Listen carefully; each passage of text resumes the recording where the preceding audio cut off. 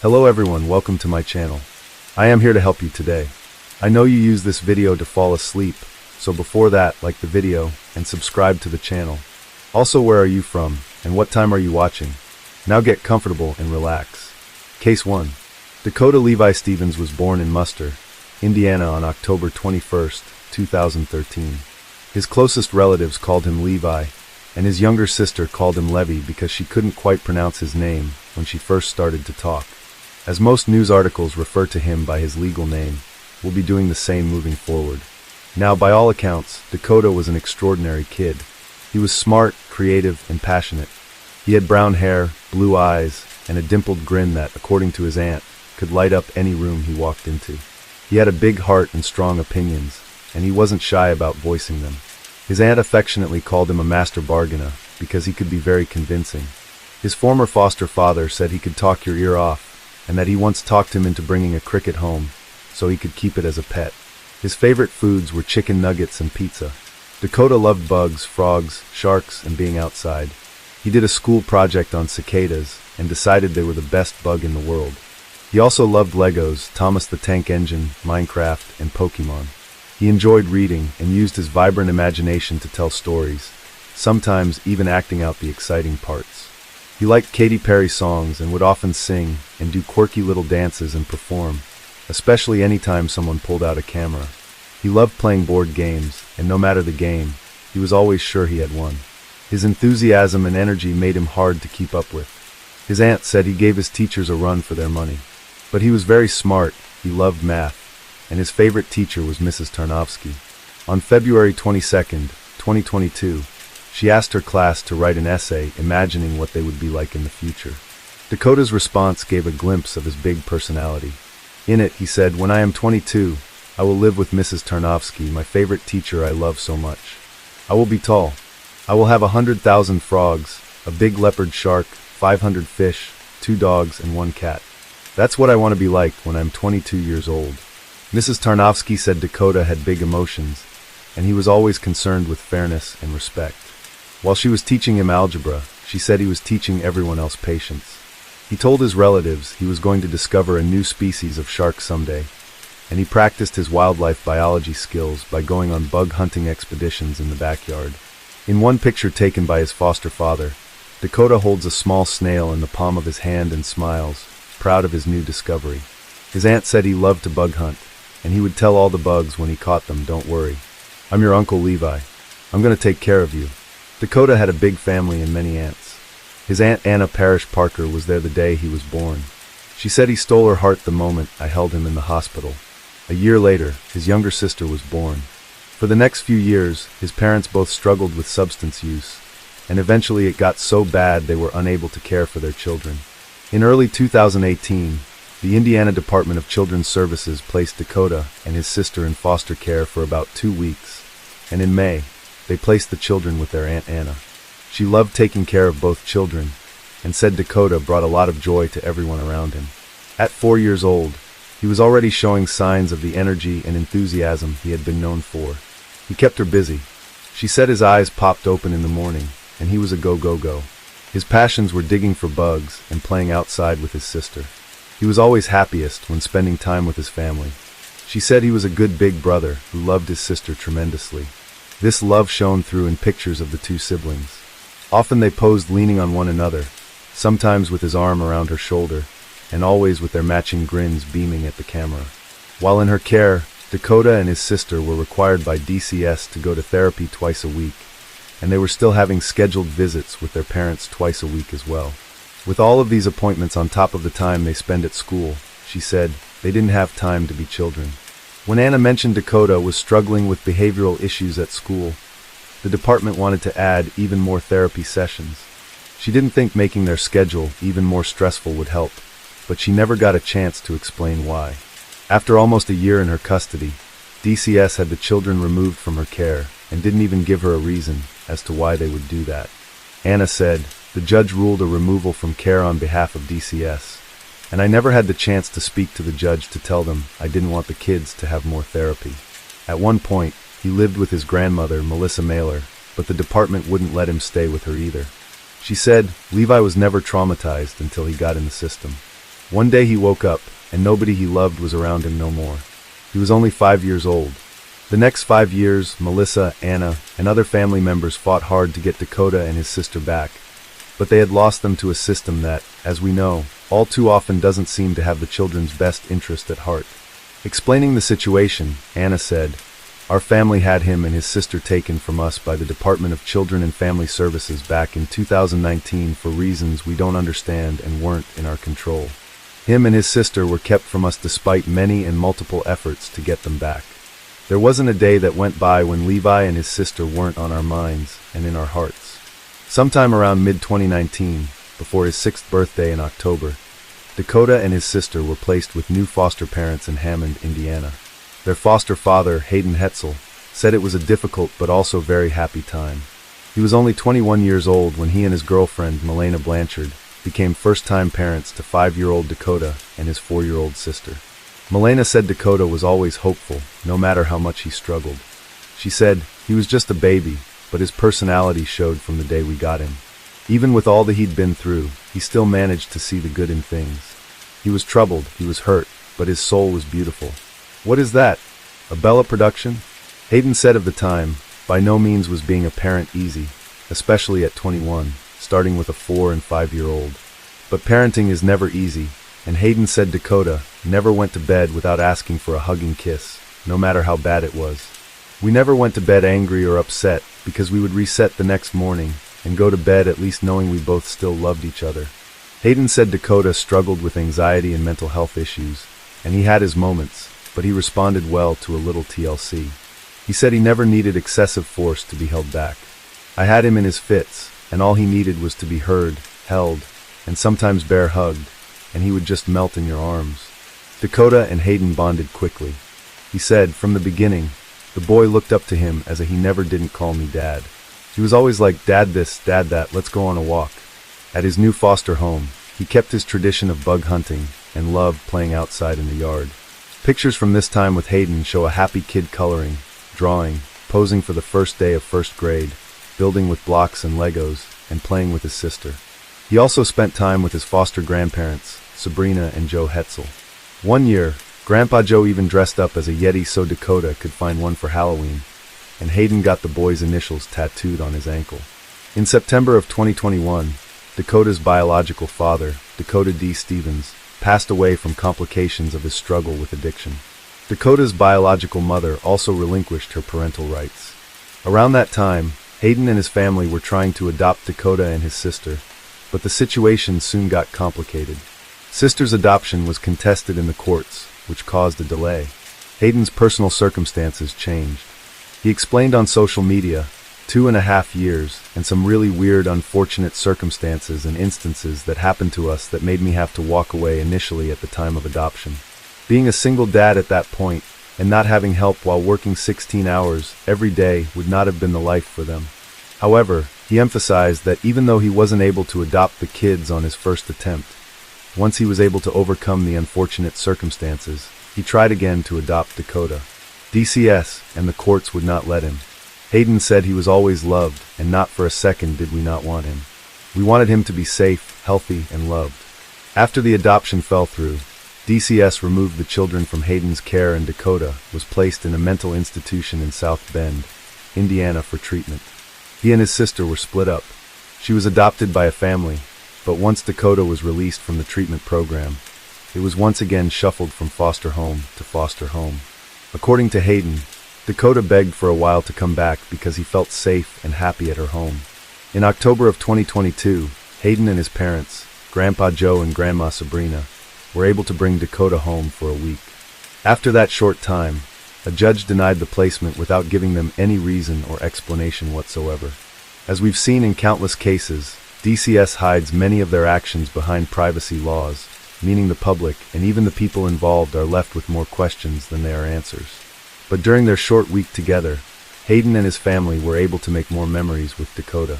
When it became clear they wouldn't be allowed to keep him, Hayden told the DCS officials that the ideal placement for Dakota would be in a home where he was the only child. He said he was thriving in an environment with no kids. Hayden posts about his time as Dakota's father saying, "I have and will continue to love you with every part of my heart." I hope the time that I had you, I was able to show you what a good man should be, and I hope you took and lived each day like it was your last.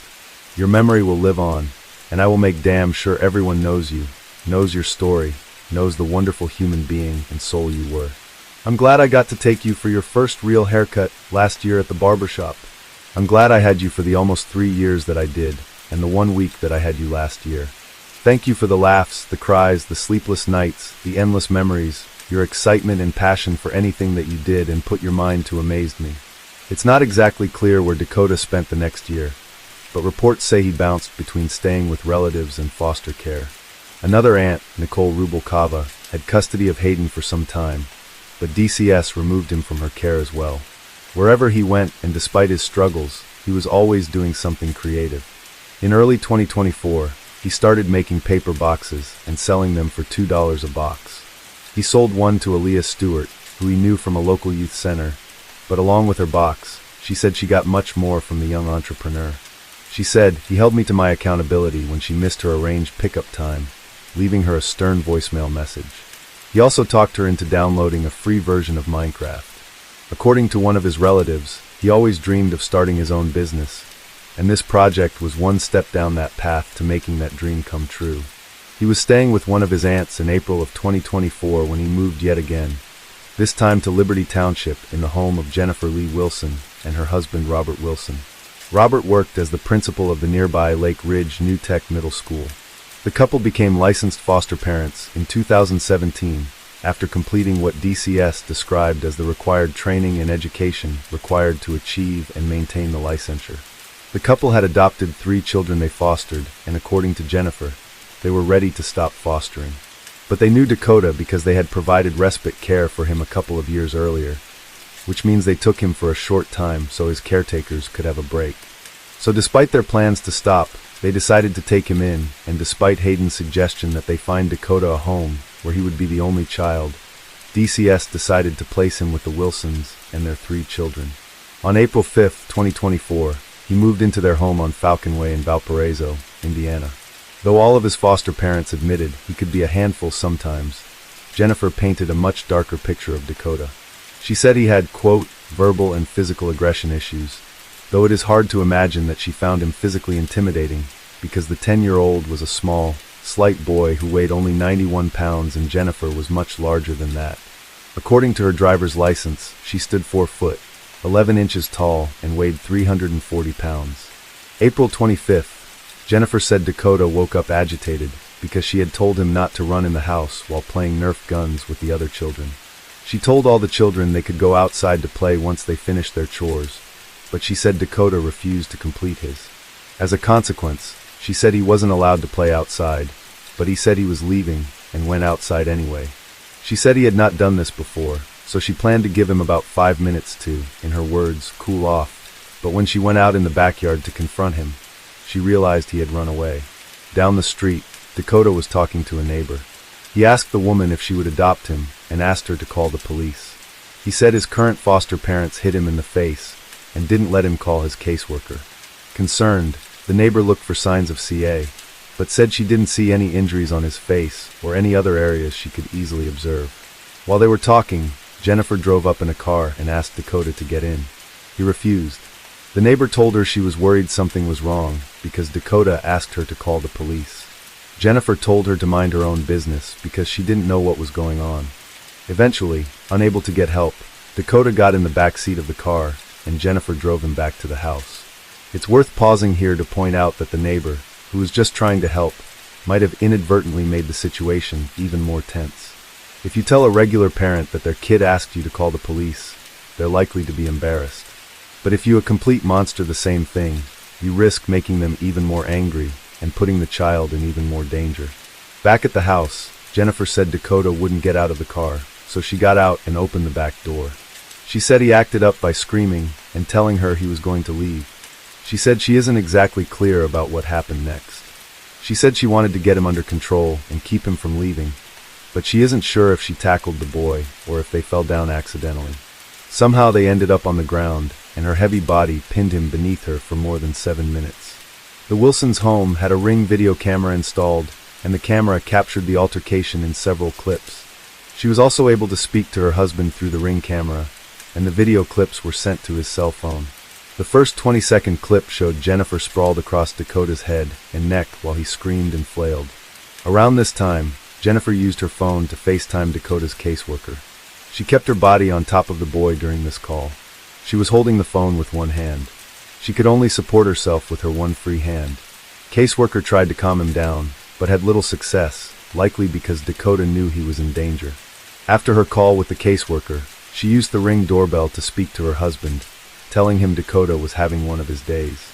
The next 20-second clip, she was still on top of him, but she seemed to be resting some of her weight on her right arm and elbow, which was planted on the ground. At this point, Dakota was still moving and able to scream, but his efforts began to fade. At the third clip, he had fallen silent and gone still. His arms were stretched above his head. Jennifer was still on top of him, but she had moved down his body and was laying across his hips. This clip was longer, lasting 6 minutes and 48 seconds. And during that entire time, Dakota doesn't move at all. The next clip, neither had changed position. She was still crushing him. He wasn't moving. She claimed she thought he was faking it when he stopped trying to get away. The fifth video clip, Jennifer had hoisted herself up onto one knee. Dakota was motionless beneath her, face down on the ground. She rolled him over. She noticed his eyelids were pale. Finally realizing he was unconscious and unresponsive, she screamed his name several times and asked one of her children to call 911. She said, "I was laying on him. He was acting bad." At some point during the altercation, a neighbor noticed what was going on, and she started CPR on the boy. A firefighter who lived nearby heard the call and ran to help taking over the CPR. At around 3:37, police and EMTs arrived in response to a call about a medical emergency. When they arrived, Dakota wasn't breathing, and he had no pulse. They noticed bruising on his neck and chest. Paramedics rushed him to Porter Memorial Hospital, and from there he was airlifted to the larger South Bend Memorial Hospital, where he was placed on life support. But he'd been without oxygen for too long and couldn't recover. 2 days later, on April 27th, he was taken off life support and pronounced dead shortly after. Police said Jennifer looked visibly distraught. They took her statement, but they didn't arrest her. The next day, she sent them the Ring video footage from her husband's cell phone. Based on their actions, police treated her more like a witness rather than a murderer. Relatives were told that Dakota had suffered a medical emergency, but weren't given many details. DCS officials first said that neither his family members or his former foster parents could even attend his funeral because he was a ward of the state. Understandably, they were heartbroken, angry, and afraid that they wouldn't get a chance to say goodbye to the little boy that they loved. On April 29th, his grandfather, George Stevens, posted a desperate cry for help on social media. It read, "Okay, Facebook people, I need help. My grandson, Dakota Levi Stevens, was in DCFS custody. Because my son and his girlfriend lost custody and gave their parental rights, we just found out that my grandson is dead. Can't get any help through DCFS or information. Worst of all, there's nothing on the news about it. And supposedly, whoever was taking care of him or possibly going to adopt him somehow suffocated him in the process of getting control and some type of fit that he was having. He ended up going to the hospital, put on life support, found out that he was brain dead. They pulled the plug and he died. I can't get any information to clear any of this up or to be able to attend my grandson's funeral through the DCFS office." Relatives reached out to local news outlets searching for answers. A week after his death, Hayden told reporters he still had no answers. 2 weeks later, one of his aunts told reporters, "We have not heard anything from the police." Eventually, DCS officials changed their minds and allowed the family to attend his funeral. The department released a public statement through their spokesman, Brian Heineman, who said, "Our entire staff is heartbroken by this news. DCS works with stakeholders and partners across the state to investigate the death of a child anytime there was suspected violence or neglect, and will take the appropriate action." He said that Jennifer and Robert's foster license had been put on hold. After review and substantiation of CA, it could be revoked. After the department's change of heart, his family was allowed to plan his funeral, which was held on May 6th at the Geiston Funeral Home in Crown Point. His family set up a huge inflatable shark over the driveway outside of the funeral home in honor of the boy, who wanted to discover a new species. Mourners walked through the shark's open mouth on their way to the entrance. Inside, Family members set up pictures of Dakota, as well as his favorite Thomas the Tank Engine trains. School projects and things he made were displayed on the wall. A large Lego creation sat on each side of his blue casket. Over 100 people attended his service, including his favorite teacher, Mrs. Tarnowski. She said she had learned a lot from him, and that knowing him and seeing how he handled his struggles helped her accept traumatic experiences from her own life. She said the love he shared with his family was his greatest strength, saying, "I've heard many bad things about what happened to this child. He told me all of it, but it was never about his family." Dakota was his own hero each day, and the reason for that was the foundation from his family. "I just need you to know he loved you, too, every single day." One of the truly special things about Dakota was his ability to stay optimistic no matter what he went through. His aunt, Nicole Rubikava, said, even if he battled stuff, his kid's heart truly was not made for this world. "He taught me so much. He truly did. I didn't think a kid could teach you stuff like that." At his funeral service, Aunt Nicole told a story from the time he spent with her. About 3 days before he was placed back in foster care, she said they sat down and had a talk.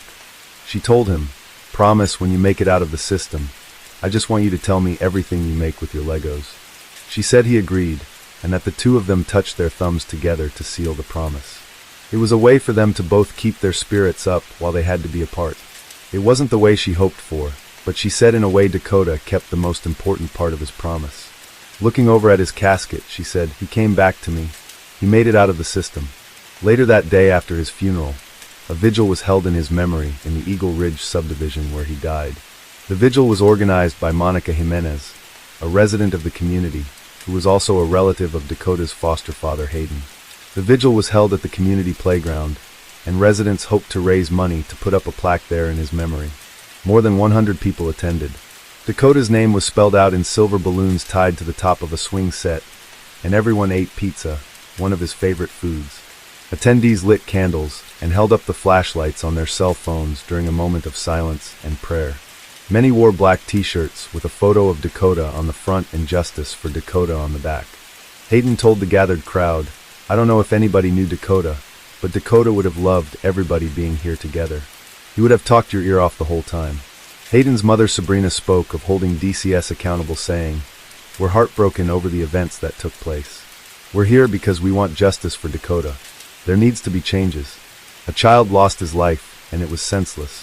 It was a system that was supposed to protect him, and it failed." Though they were able to lay Dakota to rest, his family and foster family still didn't have answers, and no one was being held responsible for his death. On May 20th, foster father Hayden posted the following on social media. It read, "How is it that the smallest infraction of a crime, whether it be driving without a license or petty theft from a store, those people get charged and taken in right away. But the murderer of a 10-year-old boy is getting swept under the mat. 25 days, say it with me, 25 days since the murder of Dakota Levi Stevens. 25 days later, and his murderer is walking free." Near the end of May, Dakota's Aunt Ava Parrish felt like she had to do something, so she started a protest calling for justice. At this first protest, she wanted police to charge Jennifer with a crime, arrest her, and lock her up. She missed her nephew and said, "The days of us being reunited will never happen. It's really hard on my daughter, and it's been really hard on my husband. That's why we're out here, because he doesn't have a voice. We have to be his voice." When the family still didn't have the answers next month, she held another protest in late June. She and other members of his family, along with supporters, gathered at a busy intersection on Indiana 149, carrying signs and bullhorns, and letting the public know that Jennifer had messed with the wrong family. Investigators say the death of a 10-year-old boy in foster care was a homicide. Dakota Stevens died back in April, 2 days after he suffered what was described as a medical emergency at his foster home in northwest Indiana. An autopsy determined that he died from mechanical asphyxiation, which is when an object or physical force stops someone from breathing. No one has been charged in Dakota's death. Authorities say they are still investigating. In July, the St. Joseph County Coroner's Office completed the autopsy report. Dakota's cause of death was listed as mechanical asphyxia, which happens when an object or physical force stops a person from breathing. In this case, the weight of Jennifer's body literally stopped him from breathing. His brain had severe swelling because he had been deprived of oxygen for an extended period of time. He also had suffered organ damage and hemorrhage from his liver and lungs. His manner of death was ruled a homicide. On July 12th, Jennifer was charged with reckless homicide, which is a level 5 felony in Indiana. One step up from the lowest level felony possible. If convicted, she would serve a maximum of just 6 years in prison. Now, if you remember earlier cases we've covered in Indiana, you might remember that they have credit time laws. What this means, to spare you the details, is that if she was considered a model prisoner, she would only need to serve half her sentence, meaning she would only serve 3 years for killing Dakota. Around 1 p.m., officers went to her home to arrest her, but didn't find her there. She was out of town and had left the state. A warrant for her arrest went out. The next day, a license plate reader captured her car in Berrien County, Michigan, just north of the Indiana border. The evening of July 13th, a deputy there located her vehicle, arrested her, and held her on a fugitive of justice warrant. She was extradited back to Indiana and held on a $20,000 cash bond, despite obviously demonstrating that she was a flight risk. Her case was assigned to Porter Superior Court Judge Mary DeBoer. On July 17th, she made bond with help from her family and was released. She returned to her home on Falcon Way. According to posts made by Dakota's family, her next hearing is scheduled in August. As Jennifer has yet to be convicted of a crime, she is considered innocent until proven guilty in a court of law. We'll be sure to keep an eye out for updates when and if they become available. Dakota's family, including his army of aunts, are furious that she only faces a maximum of 6 years, and they also want to hold DCS and Jennifer's husband accountable for their part in the murder. They have created 3 petitions online at the change.org website and are asking the public to sign in support. One of the petitions asks the department to provide more training for foster parents to prevent similar deaths in the future. It says more comprehensive classes should be introduced focusing on child psychology, trauma-informed care techniques, and emergency response skills, among others. The second petition asks Lake Ridge New Tech Middle School to remove Robert from his role as principal, since he is a mandated reporter, and got no help for Dakota despite seeing the incident via video call. The school released a press release that said, "No charges are filed against Mr. Wilson, nor are any anticipated." Lake Ridge New Tech Schools has not received any reports that would cause suspicion about Mr. Wilson's qualifications as an educator to ensure the safety and security of Lake Ridge students. While we understand that the legal proceedings affect Mr. Wilson's family, Lake Ridge will continue to monitor these proceedings as any determination is made related to Mr. Wilson's wife. The Dakota's family disagrees, saying Lake County, Indiana deserves school principals who are genuine protectors of children's safety, not those who will willingly turn a blind eye to CA. The last petition demands more serious charges to be filed against Jennifer, charges that would result in a harsher penalty than 6 years. They believe that Jennifer was acting intentionally, and she knew her actions were harming the boy. They said it seems the system, yet again, failed to protect Dakota. We believe that Wilson's charges should be elevated from reckless homicide to manslaughter or even murder, for her actions were far from reckless. They were lethal and appeared intentional. After they found out that Jennifer had been released on bond, some family members protested on the sidewalk outside of her home, chanting justice for Dakota. Aunt Ava is also still holding monthly protests. Most recent one, they held signs that featured a QR code that linked to the online petitions. Family also printed yard signs that feature his image. They're asking community members to display them to raise awareness. Mary Snell, one of Dakota's many cousins, joined in the protest. She said, "Our voice is his voice now." She took his voice away. That's all we're trying, is to be his voice. Dakota's Aunt Anna, the one who held them the day he was born, and one of the many aunts who loved him unconditionally, wants everyone to remember the Levi she remembers. The little boy who was so full of life and love. In a post online, she said, "You matter, Levi, to me and to all that loved you. We can't stop, won't stop, not until justice is served, not only on earth, but in the afterlife too. Not until you are remembered for all you are and all you would have been. You must be remembered for the strong and brave person you were. You were so much more than her victim, and I will not let you be remembered as that. Remember, he was brave enough to seek help. He was intelligent enough to do all he could to get help and try to prevent this. At times, I feel like his identity is being lost in all this. Yes, we want justice and a more appropriate charge and sentence. Yes, we want DCFS held accountable for their part in his homicide and all their nonsense actions. But most important to me, I want his memory and legacy to live on. A lot of the information out there focuses on what happened and the facts surrounding his death, and focuses on the monster that took his life. While I'm grateful for the coverage, please keep in mind he was a person, a one-in-a-million kid. He was a son, brother, grandson, nephew, cousin, friend. He was loved and always will be. How many news stories or TikToks or YouTube videos take more than a second to mention him as a bright and loving kid, mention his IQ or his interests or how much he loved his sister? How many have truly covered him as a person and not a casualty? Levi was and is more than a sensational reaction to violence and abuse that has been legally happening for years. Please, I ask, when you speak his name, don't speak it solely as a victim or a statistic. Speak it full of life and love, just as he was in his short life. We will keep shouting your name, Brother Bear. You live on in all of us.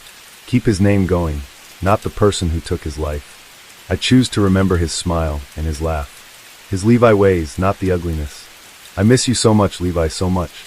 And think of you and your pirate smile all the time. You should be here. Case 2. Chad Robert Amato was born on July 27, 1959. He was the son of a pharmacist and wanted to be an industrial chemist, but he found the work too lonely. Chad needed social interaction to find fulfillment in his work, so he followed in his father's footsteps and pursued a pharmacy degree. He was in the Kappa Psi fraternity at the University of Florida. He liked football, hiking, nature, horseback riding, and classic cinema. Margaret Ann Wade was born on July 11, 1957 in California. She was the youngest of 3 children. Her loved ones called her Peggy. She attended Sir Francis Drake High School in the College of the Marin. She was a transcription director at Medware Incorporated and then an operations manager for Scansoft. Her co-workers and subordinates characterized her as having a very calm, warm presence. She was open, hardworking, and easy to talk to. Chad and Peggy were married in 1987.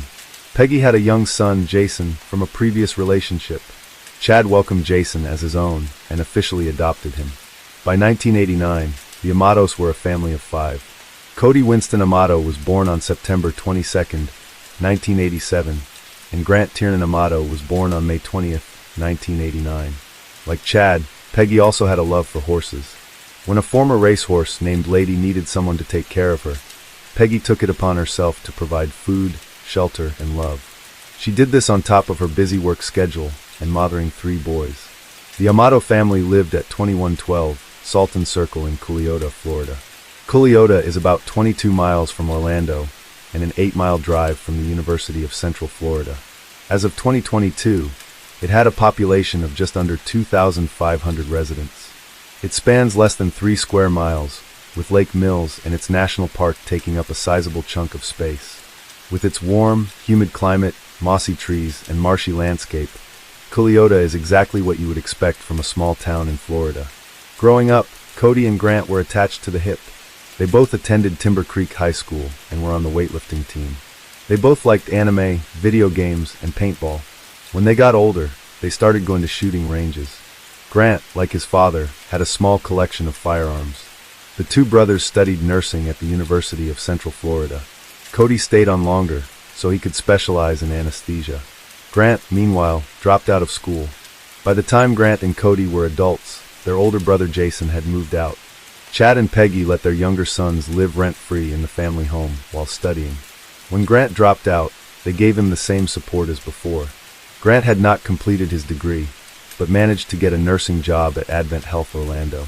During his time there, he stole from the hospital and drugged his patients with medication to put them to sleep when typical sedatives didn't work. Grant didn't steal something over the counter like valerian root or melatonin. He stole propofol. Propofol is a sedative often given to patients before surgery. Medical professionals will closely monitor their patients after administering propofol, even in smaller doses. Mayo Clinic side effects can be anywhere from headaches and fatigue to anaphylaxis, coughing up blood, and hallucinations. After Michael Jackson died in 2009 from a heart attack, his personal physician was tried for manslaughter. The prosecution argued that Dr. Conrad Murphy administered a large and potentially lethal dose of propofol to Michael Jackson to help him sleep without any regard for his patient's safety. In short, propofol administration is taken very seriously, so when Grant was caught stealing high doses of it and carelessly drugging patients, law enforcement understandably got involved. Police found 8 empty propofol bottles in Grant's patient's rooms. He was arrested on June 21, 2018. Avon Health Orlando prepared to sue him, but his parents managed to get his charges dropped. We'll be back in just 1 minute. Please stick around for the following ad. It not only supports the channel, but it also supports charities in our area. Want to go to Vegas, but don't feel like leaving your couch? Well, this week's episode has been brought to you by Hard Rock Neverland Casino, the ultimate casino experience right on your iOS or Android device. The app is absolutely free and for entertainment purposes only. It does not offer real money gambling. Explore a wide variety of games such as Hard Rock's iconic memorabilia slots and popular ones such as Diner Party, Three Little Pigs, and Willoughby Stampede. Enjoy a seamless gaming experience designed to keep the fun rolling in without interruptions. Immerse yourself in vivid, high-quality visuals to bring that casino vibe to life. Best of all, Hard Rock Neverland Casino is running a $1 million cash giveaway. Every spin wins, and you could snag awesome prizes like thousands of dollars in cash or exclusive Hard Rock merchandise. This includes collectible gear, free stays, or other one-of-a-kind Hard Rock items. Hard Rock Neverland Casino is completely free to download and play, and you can't beat free. So what are you waiting for? Download the Hard Rock Neverland Casino app now and spin for your chance to win big. Get in on the $1 million cash giveaway and exclusive Hard Rock prizes. Click on our link in the description and receive 2 million free coins just for signing up. Log in every day to claim free spins, coins, and other exciting rewards that keep that momentum going. Thanks, and back to the episode. Now, Grant had a hard time finding a new job, and he decided he wanted to give Twitch live streaming a try. He asked his parents to shell out for expensive equipment. They were unsure about this kind of career path, but they ultimately allowed him to at least try it out. He went by the online username DeuceLight on X, formerly Twitter, and Twitch. His first stream was on July 10, 2018, and sometimes he called himself Edgelord Light. Grant didn't expect the online streamer industry to be so competitive. His persona couldn't pull or maintain a large audience. Grant's last stream was on October 26, 2018. His parents thought he was working while shut up in his room all day, but really he was spending all of his time on adult sites. Grant became infatuated with Sylvia Vinceslavova, a MyFreeCams model from Bulgaria. She went by the online username AddieSweet and by the nickname Sylvie. Grant bought online currency called tokens to get a minute of private one-on-one time with the model. Aside from the revenue Sylvie made from the tokens, she also accepted gifts from her watchers. Grant sent her underwear and adult toys. To keep up appearances in front of his dream woman, Grant pretended he was a famous and wealthy Twitch streamer. When he ran out of his own money, he sold his firearms. When he ran out of firearms, he used his family members' credit cards. He got around this by saying he needed the funds for his Twitch channel. Grant was certainly in a relationship with Sylvie, but it was completely one-sided. One might define it as parasocial. A parasocial relationship is a relationship between a person and a figure they admire, but they don't know them personally. The figure is usually a celebrity, but they can also be a fictional character, a politician, a workplace superior, or a social media influencer, among other things. Parasocial relationships are nothing new, but they've become more widespread and more known about within the 21st century. Technology and social media have made celebrities, or folks that people consider celebrities, more accessible to the public. They have also made everyday people into household names or niche personalities. This accessibility creates a false sense of connection between a figure and a fan. The figure has a life that is separate from the fan, but the figure can be an important part of the fan's life. They can feel like the figure is their friend, or in extreme cases imagine them as if they were a best friend or a romantic partner. They dedicate time and emotional energy into forging a one-sided bond. If the figure messes up in some way, the fan could feel genuine betrayal, or can do mental gymnastics to try to defend them, or just generally feel very impacted by something they say or do, or what they perceive that the figure means. To be fair, everyone engages in some form of parasocial relationship. It's impossible not to in this day and age. It can be as simple as having a favorite athlete on a sports team. Most people keep inside their heads as a form of escapism, and no one to turn it on or turn it off. The parasocial relationship becomes harmful when the fan can't separate the projected thoughts from reality, or it becomes obsessive. A thesis by Amanda Lakin studied this phenomena. She looked into many elements of parasocial relationships. Most relevant to Grant Amato is how in his mind the line between fantasy and reality can become blurry as the fan interacts with the figure. Now with Sylvie, she offered one-on-one chat room calls that were paid by the minute. The more money Grant spent, the more time she dedicated to him. She gave him what he wanted, and he compensated her. To Grant, Sylvie was everything to him. To Sylvie, Grant was just another customer. Their connection was merely transactional. Now Grant was among many, many lonely men who fawned over Sylvie. Many of these men were in a chat room together where they bonded over their mutual love for her. Grant brought his lies to his fellow Sylvie fans where he said he drove a BMW, lived in a nice house alone, and made a fortune as a Twitch streamer. Grant, Cody, and their mutual friend Jericho Fine visited Japan in December of 2018 and even went to the Studio Ghibli Museum. He made an Instagram post on the 15th where he said, "No pictures allowed in the museum," which is a real shame. It's absolutely amazing inside. While on the trip, Grant took Jericho's credit card and spent $600. Jericho didn't notice until he got an alert that his card was frozen. His transaction history showed charges for MyFreeCamp's tokens and lingerie, neither of which he authorized. Since they were rapid and out of character, his bank froze his card. He announced to the brothers, "Hey, someone's hit my account for lingerie." Jericho felt the energy was off. Grant didn't even seem excited to be there. He even missed the Studio Ghibli Museum because he allegedly had food poisoning. Grant went missing just hours before their flight home. Cody found him in a pachinko parlor using the public Wi-Fi. Now Jericho, ironically enough, owned a Jericho 941 pistol, and he sold it to Blake Turpin, who was a friend of the group. After they returned from Japan, they visited Blake's house to play video games. Blake said Grant left to use the bathroom. After the brothers left, Blake realized the Jericho 941 was missing from its usual spot in the hall closet along with 6 rounds. Blake suspected Grant, but he didn't make a fuss about it. Grant and his father argued constantly. His father, Chad, knew that his son was accumulating debt, but wasn't sure what he was spending his money on. Tension reached its peak on December 19th, when Grant left the home. Peggy believed her son was a danger to himself, so she reported him missing to the police. On Amato, Grant's aunt and Chad's sister let her nephew into her home. She wasn't completely sure what was going on until she checked her bank account, and she learned what Grant was doing all night. He was speaking to a cam girl on the other side of the world. She called Chad and told him everything. Immediately, Chad begged his sister not to report Grant to the police. Dawn of surprise, her brother started crying. He told everything Grant had done previously, and how much debt the family was in. Ultimately, he wanted his son to be a free man. If it meant pushing his retirement further down the line, Chad would work to keep Grant out of jail. Grant spent over $200,000 of stolen funds on the webcam model. He even took out a loan of $65,000 to fund his addiction, claiming he was going to buy a house. It's illegal to lie on a loan application, but that was the least of his problems.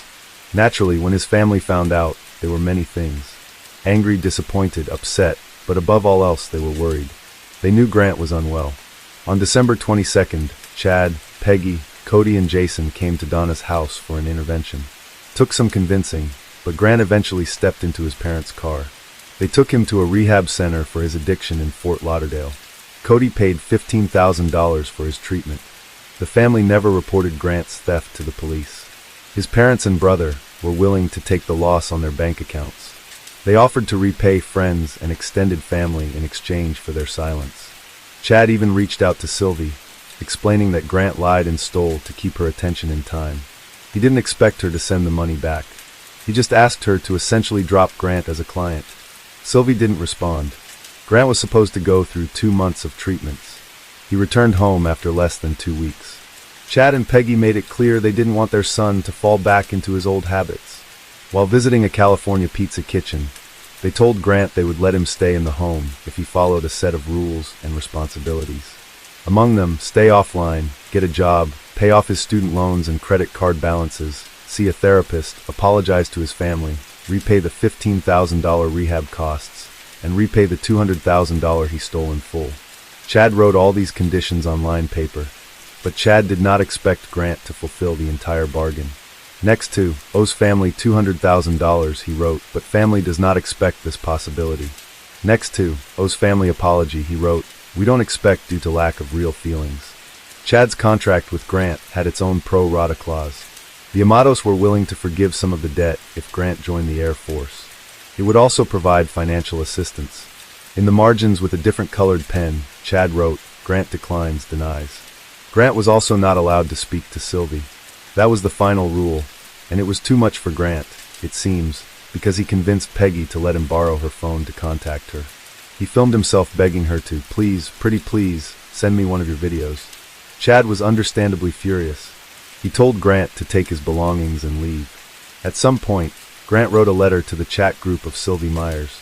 He told them he lied about his financial status. He wrote about how his family sent him to rehab and barred him from talking to Sylvie. He was distraught, speaking of their relationship as if it was the greatest love story ever told. He apologized and hoped they would never go through what he went through. In his letter, Grant accused his father of beating his mother and himself. Jason Amato later said his father could be harsh and strict, but was never violent. On January 24, 2019, Peggy was in the home office using the computer. Around 4:45 p.m., Grant came behind her and shot her in the back of the head with a stolen 941 pistol. His father arrived home from work a short time later. Grant shot him twice in the chest. Grant used Chad's thumbprint to unlock his father's phone and sent a message to Cody to come home early. Cody was barely in the house when Grant shot him too. Grant then unlocked the family's gun safe. He planted a gun and holster on his father's right side and set another on the floor next to Cody. Grant transferred the balance from his father's bank account into his own. He could now talk to Sylvie again.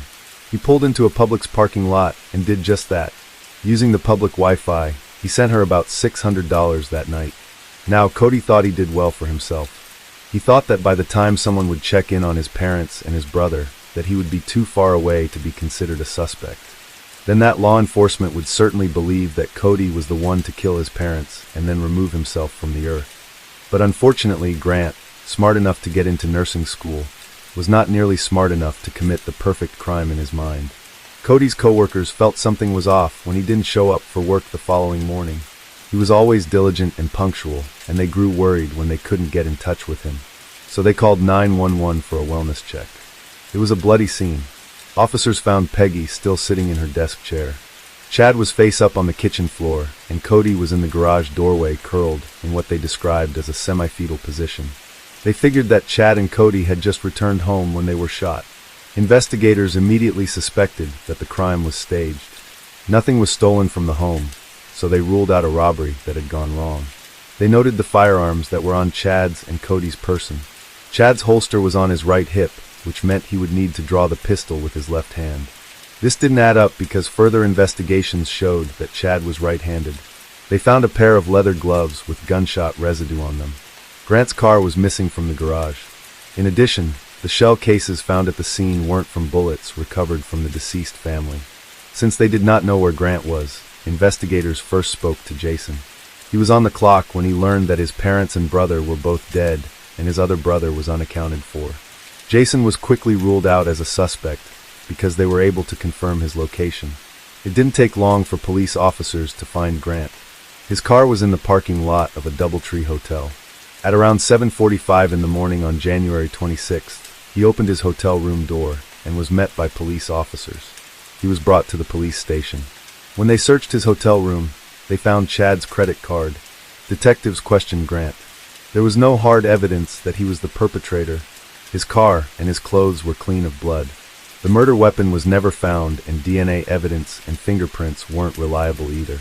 Grant was living with his family, so of course his DNA and fingerprints would be in the house. With nothing else to go off of, interrogators utilized the best tool at their disposal: lying. Police are allowed to lie during interrogations. More than that, they're encouraged to. If they believe a criminal is sitting in front of them, but they can't prove it, they can and will lie. We have DNA evidence. Your fingerprints were on the weapon. Witnesses saw you do it. In some cases, suspects will break down and falsely confess. Interrogation rooms are claustrophobic and scary by design. The interrogator has all the power in this environment. They chip away at the interrogator's defenses until they give in just to make the torment stop. But the extreme opposite is also true. If a guilty party thinks they can outwit law enforcement, they'll maintain their own lies. The police figured that the culprit had to be someone in the home, and Grant was their only suspect. They started probing him gently, confronting him with evidence that didn't actually exist. This is a common police tactic.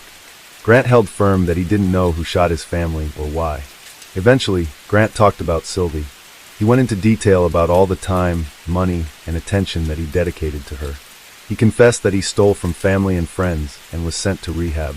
He said his father was becoming increasingly violent within the last 2 weeks, claiming that he lashed out at Peggy verbally and physically.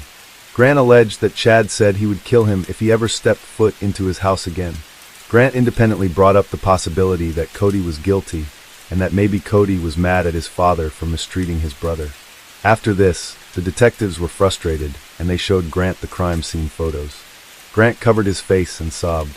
He told them about fingerprints, bullet casings, video evidence that was not real. They said Grant appeared to recover quickly from the initial shock of seeing his dead family. After this, Jason came into the room. At first, he comforted his younger brother, and he asked outright, did Grant kill their family? He tried appealing to Grant's emotional side. He begged for Grant to give him closure. He said he still loved him. Grant was not moved. He gave no confession and maintained his innocence. Grant was subsequently released that night. However, during the course of the investigation, detectives noticed Chad's empty bank account. Someone had sent the entire balance to a different account, Grant's account. They then found Sylvie's personalized videos to Grant on his hard drive. They dug deeper into Grant's digital footprint and found his interactions with Sylvie on the night of the crime. It was enough for law enforcement to come knocking on his hotel room door again. 2 days after his interrogation, Grant was arrested for 3 counts of premeditated first-degree murder. His bond hearing wasn't held until April 25th. Grant, who had drained his bank account on a cam model, could not post his $750,000 bond. Neither Jason nor his extended family paid the amount, and Grant was held in custody until his trial. Grant's trial lasted from July 15th to August 12th. The prosecution wanted the death penalty. In their opening statement, they told the jury about Grant's obsession with Sylvie, the transfer of funds, and the staging of the crime scene. Most importantly, the odd placement of Chad's holster and how the bullets in the casings didn't match the 2 planted guns. Grant's attorney planted the seeds for reasonable doubt in the defense's opening statement.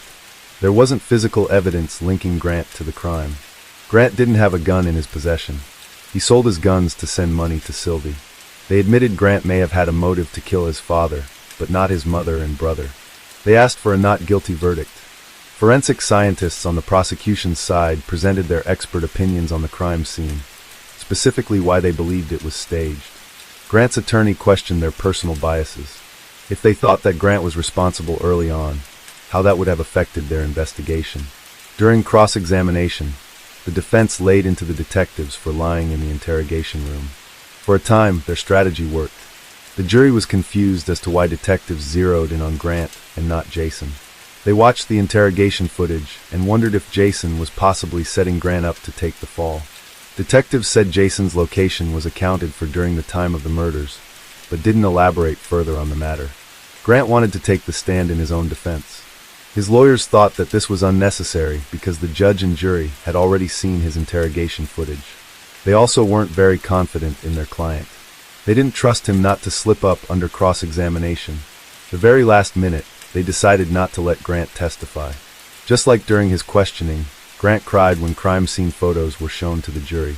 He also stared the pictures of Sylvie when her face was projected on the screen. Otherwise, Grant had an unreadable expression throughout his trial. At best, it was a 1,000-yard stare. At worst, he looked completely devoid of any emotion. Jason, Jericho, and Blake were among the witnesses testifying against Grant. Jason cried on the stand, recalling how Chad adopted him as his own, and how much he loved his family. He discussed the night of the intervention, which was the last time he saw his family, and the new rules that Grant had to live by. Jericho testified about his frozen credit card and confirmed the leather gloves with gunshot residue were Grant's. There are photos of him wearing them during the Japan trip. Blake testified about the missing handgun and why he thought Grant was the one to steal it. On July 31st, 2019, the jury found Grant guilty of first-degree premeditated murder, but his time in court was not yet over. After the guilt phase of the trial came the penalty phase. The defense had to convince the judge and the jury that Grant didn't deserve the death penalty. That would prove challenging. The prosecution successfully convinced the jury of Grant's premeditation. The defense knew if they wanted to keep Grant alive, they needed to appeal to emotion. They reached out to Grant's family to see if they would testify for them. No one would. Aside from sitting in the courtroom, they wanted nothing to do with the trial itself. Only Jason was willing to take the stand, and he was one of the prosecution's witnesses. Ironically, it may have been Jason's testimony at the sentencing that spared Grant from the death penalty. The defense only asked Jason one question. Despite everything that's happened and all of the loss that you've suffered and everything, do you love your brother Grant Amato? Jason said yes. The jury couldn't agree on the death penalty, and the judge couldn't put Grant to death row without a unanimous vote. Instead, Grant was given 3 life sentences without parole. The Amato household slaughter became the subject of 2 separate network crime documentaries. A&E's Killer Cases aired the episode Murder and the Sex Scam Model on October 20th, 2021, and Paramount Plus released their miniseries titled Control-Alt-Desire on April 16, 2024. Jason Amato has kept himself out of public view. His whereabouts are currently unknown, and it seems he wants to keep it that way. Sylvie is still active on MyFreeCams, Twitter, and OnlyFans. Some articles like to imply that she has some sort of fault in this, claiming that without her, the Amato family would still be alive, but she's only guilty of doing her job. And just like any other murder that you've seen in true crime, where somebody committed an act motivated by or on behalf of somebody else who had no connection, she has no fault in this whatsoever. However, as of the date of this recording, she has never publicly spoken about Grant or the massacre. Grant's Twitter account is still public, but clicking on the available Twitch link only takes you to a blank page with a message, one that is quite familiar to people who frequent Twitch. 3. Harley Rae Williams was born in Oklahoma on September 24, 2015 to parents Ivan Williams and Shelby Love. Harley had short red hair, a soft smile, and pale blue eyes. According to Shatoria Good, who took care of the toddler at daycare, she was a happy and lovable little girl. She said she was just the happiest kid, always smiling, never any issues with her. She was just a sweet little girl. Everyone that she came in contact with just loved her. Caretakers described her as a free spirit and a bundle of energy. They said Harley loved going to the beach and loved being outside. One of the pictures her family shared online showed her on a sandy beach with waves breaking in the background. She wore a blue dress with pink buttons and smiled for the camera. Shelby and Ivan had a troubled relationship. They got married around 2013, were only married for 3 years, and didn't stay together long after Harley was born. In August of 2016, Shelby filed for a protective order against Ivan, claiming that he had hurt her. September, just a month after the judge granted that order, Ivan violated it by driving by the place Shelby worked. Around that time, their divorce was finalized, and she was given custody of Harley as a result. Ivan was allowed visitation with his daughter, but not until he took court-ordered parenting classes. He didn't complete those classes, but soon, that didn't even matter. Even though she had full custody, Shelby was supposed to let Ivan know if she moved out of Oklahoma. Instead, she disappeared, leaving Ivan and his family searching for Harley for more than a year. By early 2018, Shelby had moved to the state of Virginia and was living with Harley in the Sandy Beach Towers apartment complex in the East Ocean View section of Norfolk.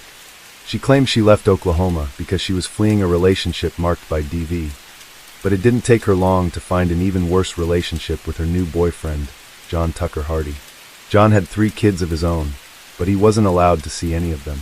In fact, he wasn't allowed to be unsupervised around children at all because he was still on probation for DV and CA. In 2011, he was in a relationship with Jacqueline Coates, and she was 14 weeks pregnant with his son, and they got into a fight that turned physical. John was planning to trip out of town with his friends, and Jacqueline was angry about his plans and told him to leave the house. They fought, and during the argument, John threw a cell phone, aiming at and hitting her in her pregnant belly. He told her that he wished the baby would die. Jacqueline got a protective order against John because of that incident, but that only protected her. 5 months later, when the baby was born, his father still had the right to get custody. That seems to be exactly what he did. In March of 2013, an unnamed girlfriend called police and Child Protective Services because John had strangled her and abandoned his 14-month-old baby. She turned the toddler over to CPS, who noted he was dehydrated and on chems. He could sit and crawl but wasn't walking yet, He appeared to be underfed, and investigators believed he had been physically neglected as well as medically neglected. His last doctor's visit had been when he was only 6 months old, and he had missed several important appointments. He wasn't growing or gaining weight like he should have, and seemed to be developmentally delayed. The girlfriend told investigators that she saw Jonathan hold the baby up by the neck with one hand, and that they often had to keep the baby home from social events because of the bruising. She also showed them a text message John had sent her, saying he would kill him if he doesn't stop crying. Doctors at the Children's Hospital of the King's Daughters in Norfolk examined the toddler and found dozens of injuries, many of them serious. He had what they described as an extensive skull fracture with scalp swelling that wasn't caused by an accident. Their report explained that he had been hit on purpose, saying fractures to the back of the skull and ones that cross suture lines such as this one require a great deal of force, and this non-ambulatory child would not be capable of producing that degree of force on his own. It is also not the result of a short fall, such as a fall from a couch. He has suffered a significant blow to the head. They also found that the boy had broken vertebrae in his back, noting fractures to his T8, T9, and T10 vertebrae, likely caused by forcing him into a seated position. They said that type of injury is typically seen when a child is forced onto the buttocks, forcefully collapsing the vertebrae. The damage to the spine would never heal, and it caused a permanent loss of height that he'll have to deal with for the rest of his life. His right tibia, or shin bone, had also been broken and was in the process of healing. He could not bear weight on that leg, and doctors thought that might have interfered with him learning to walk. In addition to the broken bones, doctors also found extensive bruising. He had multiple bruises on his face, including a pair of circular bruises on both sides of his jaw that were consistent with the story the girlfriend told of witnessing John holding the baby up by the neck. He had bruises on both cheeks, the tip of his nose, under his bottom lip, and on his right ear. They found more bruises on his upper right arm, both shoulders, on his back, and on his abdomen. He had a band of petechia, or broken blood vessels, across his abdomen, under his belly button, to his hips. He also had a bruise on his adrenal gland, an organ deep within the body. This type of bruise was very unusual, and normally only seen in children that had been in car accidents, according to the doctors. They said the adrenal bruise would have required force well outside that of normal play or parenting. The report also mentioned that the toddler's feet, all the way up to his ankles, were bright red, but the doctors didn't have an explanation for that finding. They noted the boy had observed DV occurring in the home based on the report the girlfriend gave that John had hit and strangled her. But the injuries to the boy didn't happen accidentally while John was committing DV against his girlfriend. After observing the extent of his injuries, doctors concluded that the toddler appears to have been targeted for violence. But get this, with 12 years suspended for good behavior, which, that's really stupid, we just put him right back on the street. Now, one of his conditions of his parole was that he was to have no contact with minors. But we'll see about that. In direct violation of his parole conditions. But he didn't get in any trouble. Inexplicably, in May, a judge reaffirmed his probation through 2029 instead of sending him back to jail. None of this makes any sense. He admitted he beat a 14-month-old toddler so badly that his skull was broken. His spine was permanently damaged, and he had to wear a neck brace for months while he recovered. But the system treated it as if it was a minor offense, releasing John less than 3 years later and not enforcing his parole conditions. By December of 2017, John had somehow convinced another woman to date him, but she broke up with him on December 22nd. The very next day, he came back to her home, and she told him she was going to call the police if he didn't leave. He insisted she needed to come out and talk to him, but she declined. Instead, tried to close her front door. He pushed it open, shoved her, and grabbed her by the neck. She grabbed the door and tried to close it again. When she repeated that she was going to call the police, he said call them. He again pushed the door open, smacking her in the face and the ear. Eventually, the police did arrive, and she filed a complaint against him. That same month, in December of 2017, John met Shelby. It's unclear whether he waited until after he was dumped or if he dated both women at the same time, but in the early months of 2018, he and Shelby got closer. 2 months after they first met in February of 2018, he moved in with Shelby and 2-year-old Harley. Now, he had access to another child he could target for violence, and he often had unsupervised access to the toddler because Shelby frequently let him watch Harley by himself while she was at work. 2 months after he moved in, on April 23rd, Shelby again left Harley alone with John while she went to work. Now, sometime during that afternoon, something terrible happened in the apartment. At 4:29 p.m., John sent Shelby a text message that said, "I'm going to prison." At 4:41, he texted again. This one said that she should hurry home. When she finally got home at 5:20, Shelby said he handed Harley to her and said, "Please don't break up with me." John told her Harley had been accidentally burned by hot bath water. He said he was getting her ready for a bath and stepped away for just a few seconds, and that the injury occurred during that short amount of time. According to John, Shelby didn't think the burns were significant, so the couple decided to treat her at home. She sent John to the drugstore to pick up medical supplies, and he left her there with Harley while he went to the store. The couple soaked rags in apple cider vinegar and applied it to her burns. They also gave the toddler Tylenol and Pedialyte and applied Vaseline and burn creams that contained lidocaine. Shelby told a different story. She said she realized Harley had severe burns when she saw her daughter, and that she wanted to call 911, but John was afraid he would be arrested. She said he took her cell phone and wouldn't let her call. She was so afraid of him, and that's why she had to treat Harley's injuries at home. Sometime that evening, 2 texts were sent from Shelby's cell phone, but it is unclear who wrote them. Both went to one of Shelby's friends. One, the friend was told Harley had been scalded by hot water, but the burns had been examined by a doctor, which wasn't true. In the second text, the friend was told the injuries occurred at a DV shelter and not at the apartment. At around 3:30 in the morning, about 11 hours after the first text to Shelby, John said he noticed Harley was shaking, struggling to breathe, and unable to wake up. He called 911, and police and paramedics quickly arrived. When they got there, Harley was having a seizure and was unresponsive. They could see right away that she was burned all over. They estimated between 30% and 50% of her body had been scalded. They noted that her injuries were so bad that her skin had begun sloughing off. In body cam footage of one of the responding officers, paramedics discussed the skin falling off her feet. She also had other injuries, including a large bruise on the back of her head, injuries that couldn't be explained by hot bath water. They rushed her to the Children's Hospital of the King's Daughters, but she was too far gone. Shortly after she arrived at the emergency room, Harley was pronounced dead. John continued to insist it was an accident and blamed a faulty water heater. Shelby's mother, Lois Love, was notified about Harley's death, and she was granted next of kin rights in early May. Harley's father, Ivan, who hadn't seen his daughter since Shelby had left the state with her, didn't find out until a week after the hearing. No one called to tell him. Instead, he found out through an acquaintance who had heard what happened from Lois. John and Shelby were both arrested the day Harley died. At their first bond hearing, the judge said she was at a loss for words after looking at pictures of the burns to the toddler's back, legs, arms, bottom, and feet. She said the incident was horrific and denied the request for bond. They were both in Norfolk City Jail, though within a month or so, John was moved by the sheriff to Hampton Roads Regional Jail, where he was held on behalf of the city. John and Shelby were both initially charged with felony CA and neglect.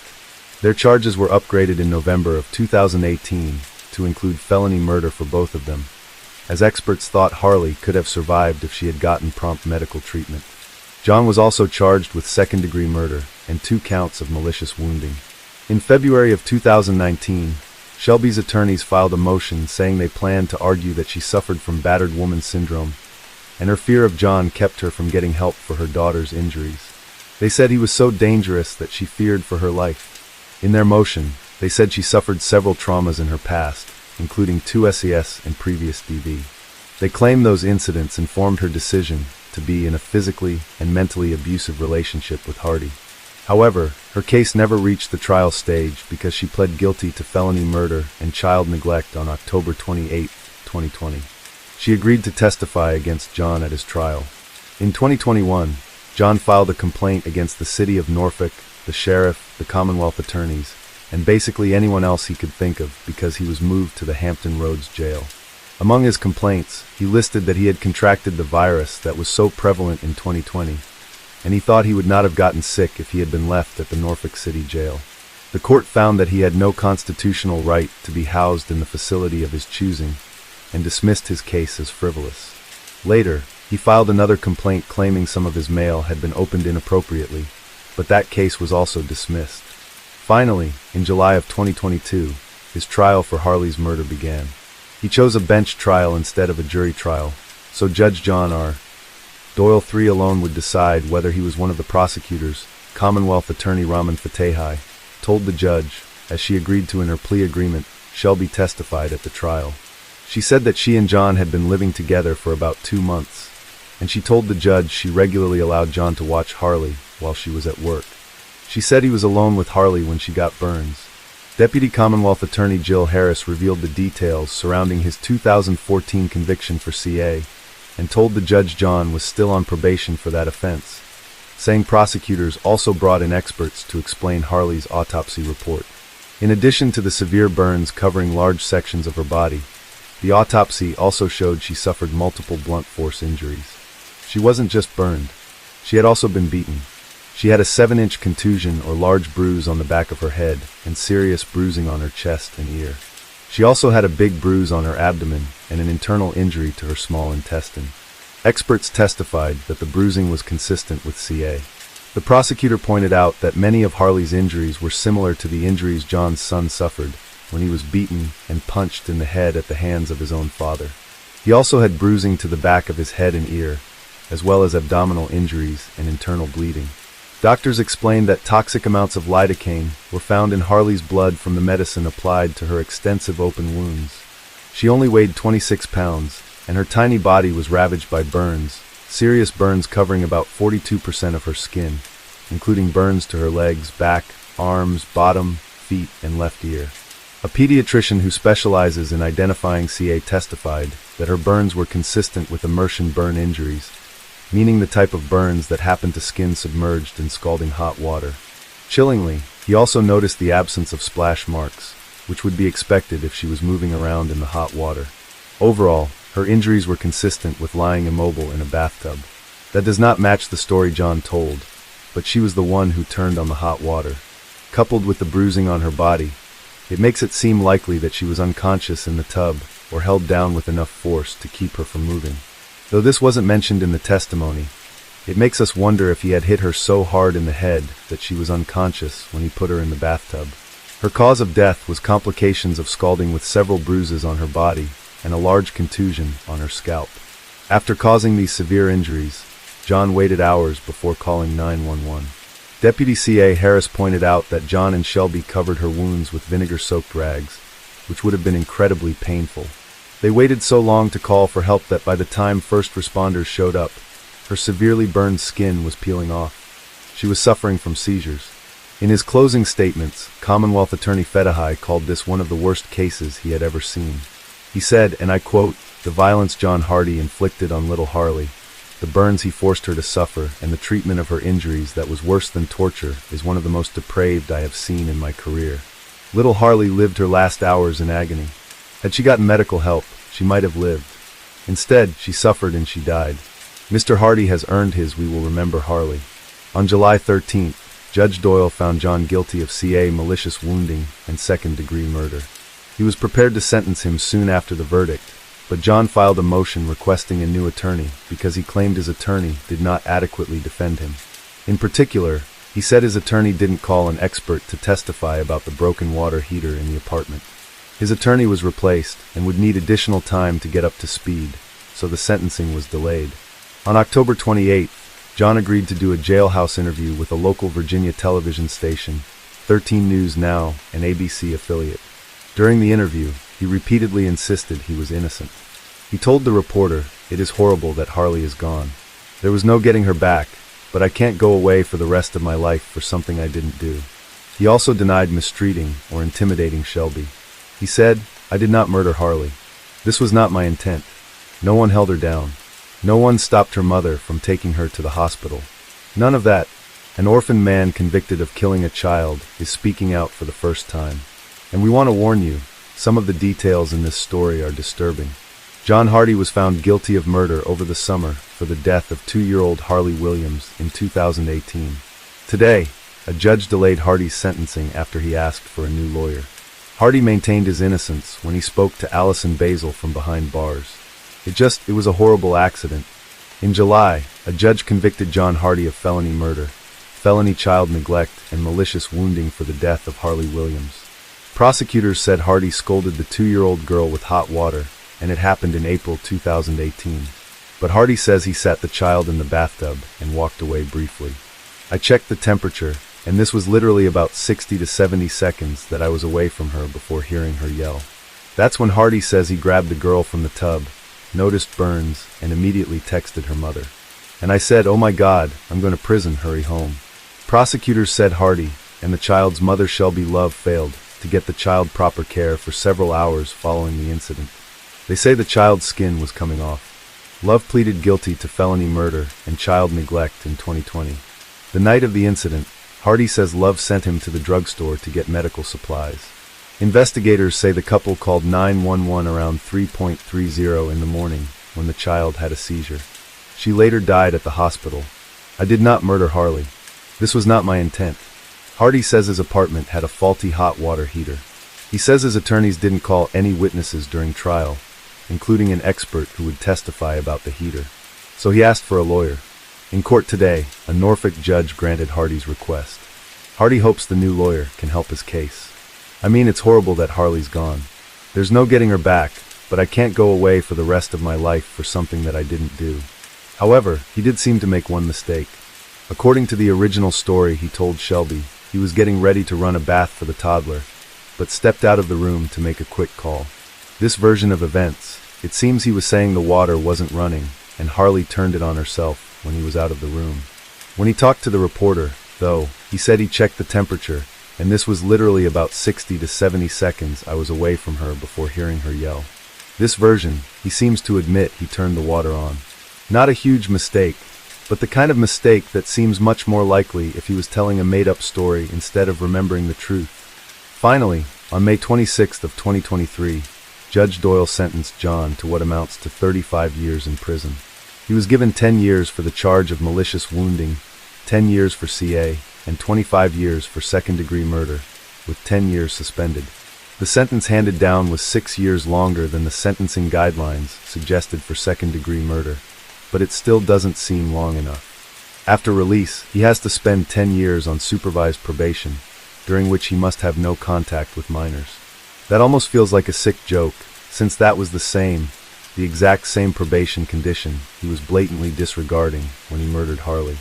He was 38 at the time of his sentencing, which means he will be 73 years old when he is eligible for release. If he gets out, hopefully his next parole officer will make sure he stays far away from vulnerable children. On June 23, 2023, Shelby was sentenced to 15 years in prison for her role in her daughter's murder. Harley's father Ivan and his family were grief-stricken after they learned of her death. Ivan's sister, also named Shelby, said, "The grief was made even greater because Ivan disagreed with the maternal grandmother Lois in regards to how Harley should be buried. After Lois was appointed next of kin, Ivan emailed it to the judge, explaining how no one even told him about Harley's death. He wrote, also, 3 separate times Lois has intervened with a paper stating she had custody of Harley. The Metropolitan Funeral Home said it looked fishy. Both families wanted Harley to be brought back to Oklahoma, where most of her family lives, but they disagreed about what should happen once she got there. Ivan wanted a lock of his daughter's hair, and then wanted to have her cremated, her ashes interred in a nearby cemetery, so her half-sisters and family could visit her. Her grandmother wanted her to have a proper burial. Though the family didn't have a public service, Harley was buried at Fairlawn Cemetery in Chickasha, Oklahoma, and the two families seem to have come to a compromise. Her headstone reads, "About a week after Harley's death, residents from her Ocean View neighborhood gathered to honor her memory and offer comfort to her family, even though they live far away in Oklahoma." Organizer Shannon Hawkins hoped the vigil would help her family members know that Norfolk, Virginia, is not just a place of sadness for them. At the vigil, attendees looked at pictures of Harley, blew bubbles, wrote messages on rocks, and set up a cross with her name on it. Yet a moment of silence in the toddler's honor. Aaron Ferguson, who knew both John and Shelby, wrote, Faith Gons, who knew John, said, "In Ocean View, some call a person's heart stone cold if they ever harm a child. It's an unnecessary, heinous crime. I just couldn't see you having to do that to any of my kids. It's why tonight, neighbors are choosing to write uplifting thoughts on these stones. Just wishing your family all the love and prayers. Love, Aaron." To remember a 2-year-old girl whose smile they never saw in person, but just through the pictures, I felt this little connection, to let our extended family know this community cares. Harley Ray, gone but not forgotten. Organizers say Harley Williams' father and extended family are in Oklahoma. They say these stones will eventually be sent to them, but they say they aren't going to stop writing until something changes. Hopefully implement a new law. A law that Shannon Hawkins says would bring more awareness to people who cause abuse. She's disgusted that one of those charged, in this case, John Hardy, is accused of doing harm to another child. That they will have to register so that we will know when a child is in our neighborhood. So that no other face, like Harley's, has to be remembered with bubbles and grief. It has to stop. Organizer Hawkins also asked attendees to sign a petition asking government officials to create a national CA registry, like the one that already exists for people who commit SA, saying it is up to us to speak up for Harley the way she could not. If this part sounds familiar to you, particularly the discussion of a national registry, it might be because we covered this same topic in our video about Heaven Watkins, another girl who was murdered by her mother's boyfriend in the same city, Norfolk, Virginia, on May 18, 2018, less than a month after Harley's murder. I do regret to inform you that if you haven't seen Heaven's episode, that the proposal for a registry was shot down by politicians and did not go anywhere whatsoever. 2 Norfolk children killed in just 2 months. Heaven Watkins and Harley Ray Williams' lives ended far too soon, allegedly by those who were supposed to take care of them. 13 News Now investigative reporter Laura Geller sits down with advocates to examine the problems and solutions that could prevent child abuse in our community. For weeks now, we've been investigating tragic issues within the child protection system, a system Heaven's and Harley's loved ones say did not protect them.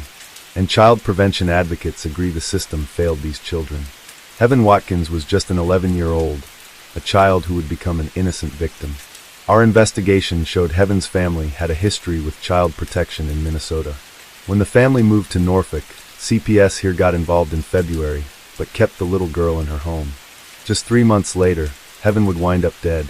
Her mom, LaToya Smith, and Smith's boyfriend, Dement Harris, are charged in her death. To me, LaToya and Dement is not the only ones that killed Heaven. Child protection had a big part of that. 2-year-old Harley Ray Williams, another innocent victim in Norfolk. Harley was allegedly killed by her mother's boyfriend, John Tucker Hardy. She was scalded so badly, her skin started to come off. We've uncovered at the time, Hardy was on probation for beating his own son. Prosecutors say he never should have been living in the home with Harley. It's a lot. It's a lot, because she had her whole life ahead of her, and it all could have been prevented. In both cases, the mothers and mothers' boyfriends sit in jail accused in the children's death. Heaven and Harley are not alone. The most recent data reveals in 86% of the founded child abuse deaths in our area, the children died in the care of their parents. Did the system fail these children? I think in this case, I don't think there is any question the system did fail. Melinda Ciccati is the executive director of Champions for Children in Hampton Roads. You go, oh no, not again. And then I look and I listen and I think, okay, how long is it going to take before something changes? Ciccati explains there is a resource issue within the Department of Social Services. It's a system that's overburdened and really is stretched to its limit. Sources say there is consistent pressure for caseworkers to keep families together and not remove children from their homes in most cases. And Ciccati feels the reactive system needs to change its perspective. If we are to stop abuse, we must stop reacting to this and get out in front of abuse. Instead of caseworkers coming into a home when something bad happens, social services should be part of the family dynamic before abuse ever starts. We should be doing more of home visiting. What does it take for home visiting programs? It takes funding, and it takes parameters that are established by legislators. Ciccati believes everyone needs to step up. What's at stake here? The lives of our children and the safety of our children. The aftermath of Harley's death, neighbor Vanity Hurt was filled with regret because she heard the toddler screaming and crying and felt like something was wrong. She didn't call and let anyone know.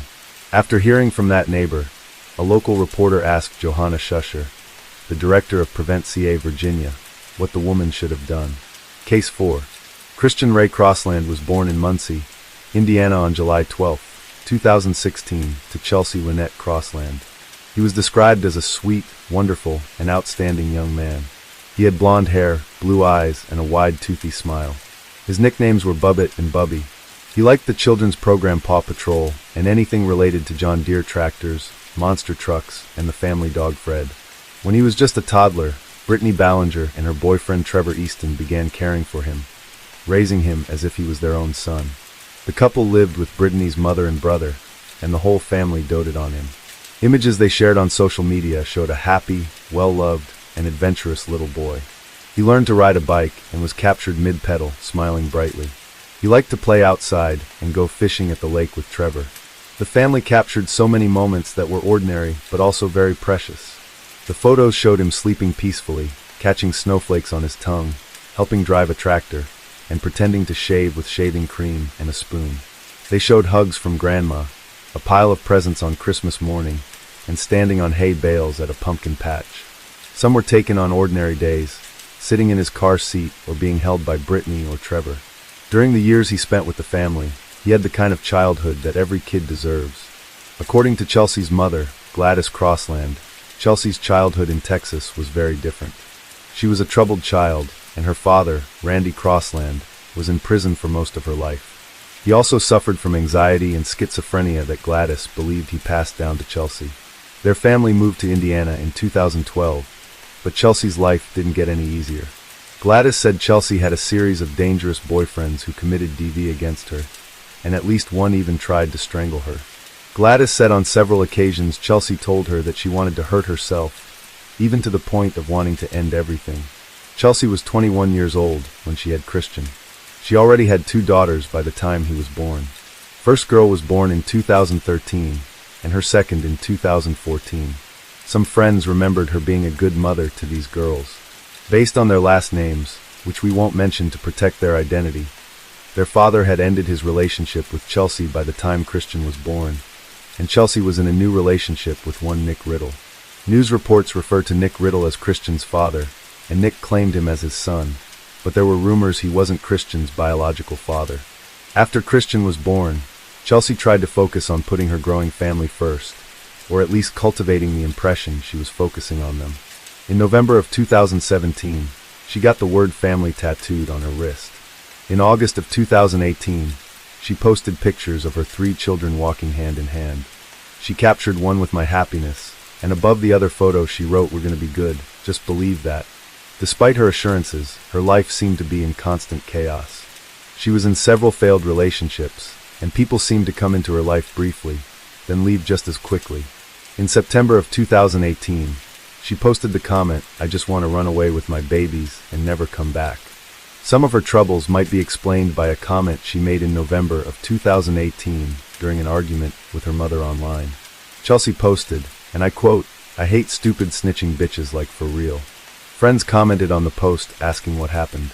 Chelsea explained her sister had caused some sort of trouble, though she didn't explain what exactly her sister did. She said, "It's my so-called sister. All she does is run her fucking mouth, talk shit, start shit. It's just sad, really pathetic."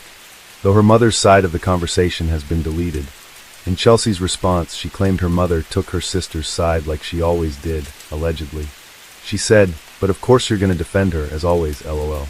In another comment she said, "You're the one that comes at me with some dumb shit, 'cause you side with her every single fucking time. You wasn't brought into this. Nobody made you comment on here, but of course you had to defend her, 'cause she's always right, huh? She does no wrong, LMFAO. But if you want to say that it's the right thing to do, to snitch, then okay." When Chelsea's friends were brought up, she told her mother that, in her opinion, they were more loyal to her than her family actually was. She assured her mother that she'll be fine without her sister in her life, saying, "They are actually, to be honest, the only ones that have been having my back and wanting better for me. That instead of driving me to do my fucking dope, actually are here for me. Gave me a fucking place to go, and want better for me. I lost myself. Damn near gave up completely. Only reason I didn't was because of my kids and the very few friends that I do actually got. I never needed her, never will either. I mean, come on now, and trust me, I'll be perfectly fine without the BS and drama in my life. Always side with her and her bitch. I don't know though, I see shit for how it really is." In addition to revealing the deep rifts in her family life, Chelsea's comments about her dope and giving up also pointed to 2 of her serious struggles: substance use and her continuing struggle with mental illness and depression. Chelsea never named the friends that she considered loyal,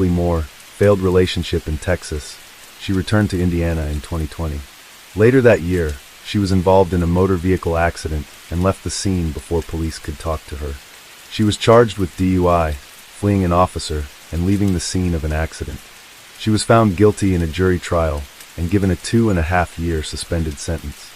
She was only required to serve 12 days in jail and was able to complete her time over several weekends, presumably so she could work during the week. At some point, she and Nick rekindled their relationship, but it was rocky. He got a protection order against Chelsea, but the judge dismissed it when the court found out that he was violating the order by staying with her. He ended up in jail for 2 days, and she pled to a misdemeanor invasion of privacy. As part of her plea deal, she was given a 6-month suspended sentence and probation. While Chelsea was running around and getting into trouble, Trevor and Brittany were raising Christian. Brittany said he was a happy and outgoing boy who never seemed sick and always had a healthy appetite. In 2020, the couple married and continued to raise Christian as their own throughout 2021. Their social media accounts are full of simple moments that reflect their love for each other and for Christian. In one, Brittany snapped a picture of 2 homemade cookies she'd found in her packaged lunch. On the corner of the plastic bag, Trevor wrote, "Have a good night, Trevor and Christian." Her caption for the photo said, "Open my bag and found this. It's the little things in life that mean the most. I love you both." Christian stayed with them for over 3 years. By then, he was 5 years old, fully potty trained and old enough to start kindergarten though. With a birthday in July, he must have missed the cutoff. In 2021, Chelsea got pregnant for the 4th time. She had another baby boy in November that year. After the baby was born, she decided she needed to have her family back together. She got the girls back and asked Brittany and Trevor to return Christian, because there was never a formal arrangement. They hadn't adopted him and didn't have any established legal right to keep him. They had to give him back to his mother. They were allowed to keep him for one more Christmas, but on January 8, 2022, he moved back in with Chelsea at her home on Southwestern Avenue in Portland, Indiana. Since he wasn't in school yet, he would be spending all day, every day at home with Chelsea and the baby. The next 74 days to make every one of those days a nightmare for him. She would later claim she was suffering from postpartum depression and other mental illnesses, but it doesn't explain why she insisted on having him there when she wasn't well enough to care for him. Around this time, Nick claimed Chelsea told him she wished the boy were dead. There's no evidence he acted on that information or told anyone else what he had heard. At some point, Trevor's sister Christina visited Chelsea. While she was there, She heard Chelsea yell at Christian for getting food out of the fridge, stressing he needed to ask for permission first. After Christian accidentally wet his pants, she said Chelsea forced him into a cold shower to clean him up. She heard him crying and heard Chelsea tell him, "You gotta learn." On February 8th, Chelsea's mother Gladys said she visited Chelsea and the kids. She remembered the date because it was her birthday and she wanted to celebrate with her daughter. She claimed she saw Christian and he seemed fine to her. She didn't notice anything that concerned her. Nick claimed he visited in early March and said Christian looked happy and smiley. He didn't think anything was wrong. A week or so later, Brittany and Christina went to Chelsea's house for a birthday party, but they didn't see Christian while they were there. When they asked why he wasn't celebrating with everyone else, Chelsea told them he was being bad and had to stay in his room as punishment. Though the adults didn't notice anything out of the ordinary, his older sisters, who were 8 years old and 9 years old at the time, knew that there was something very, very wrong happening, but were likely too scared to say anything.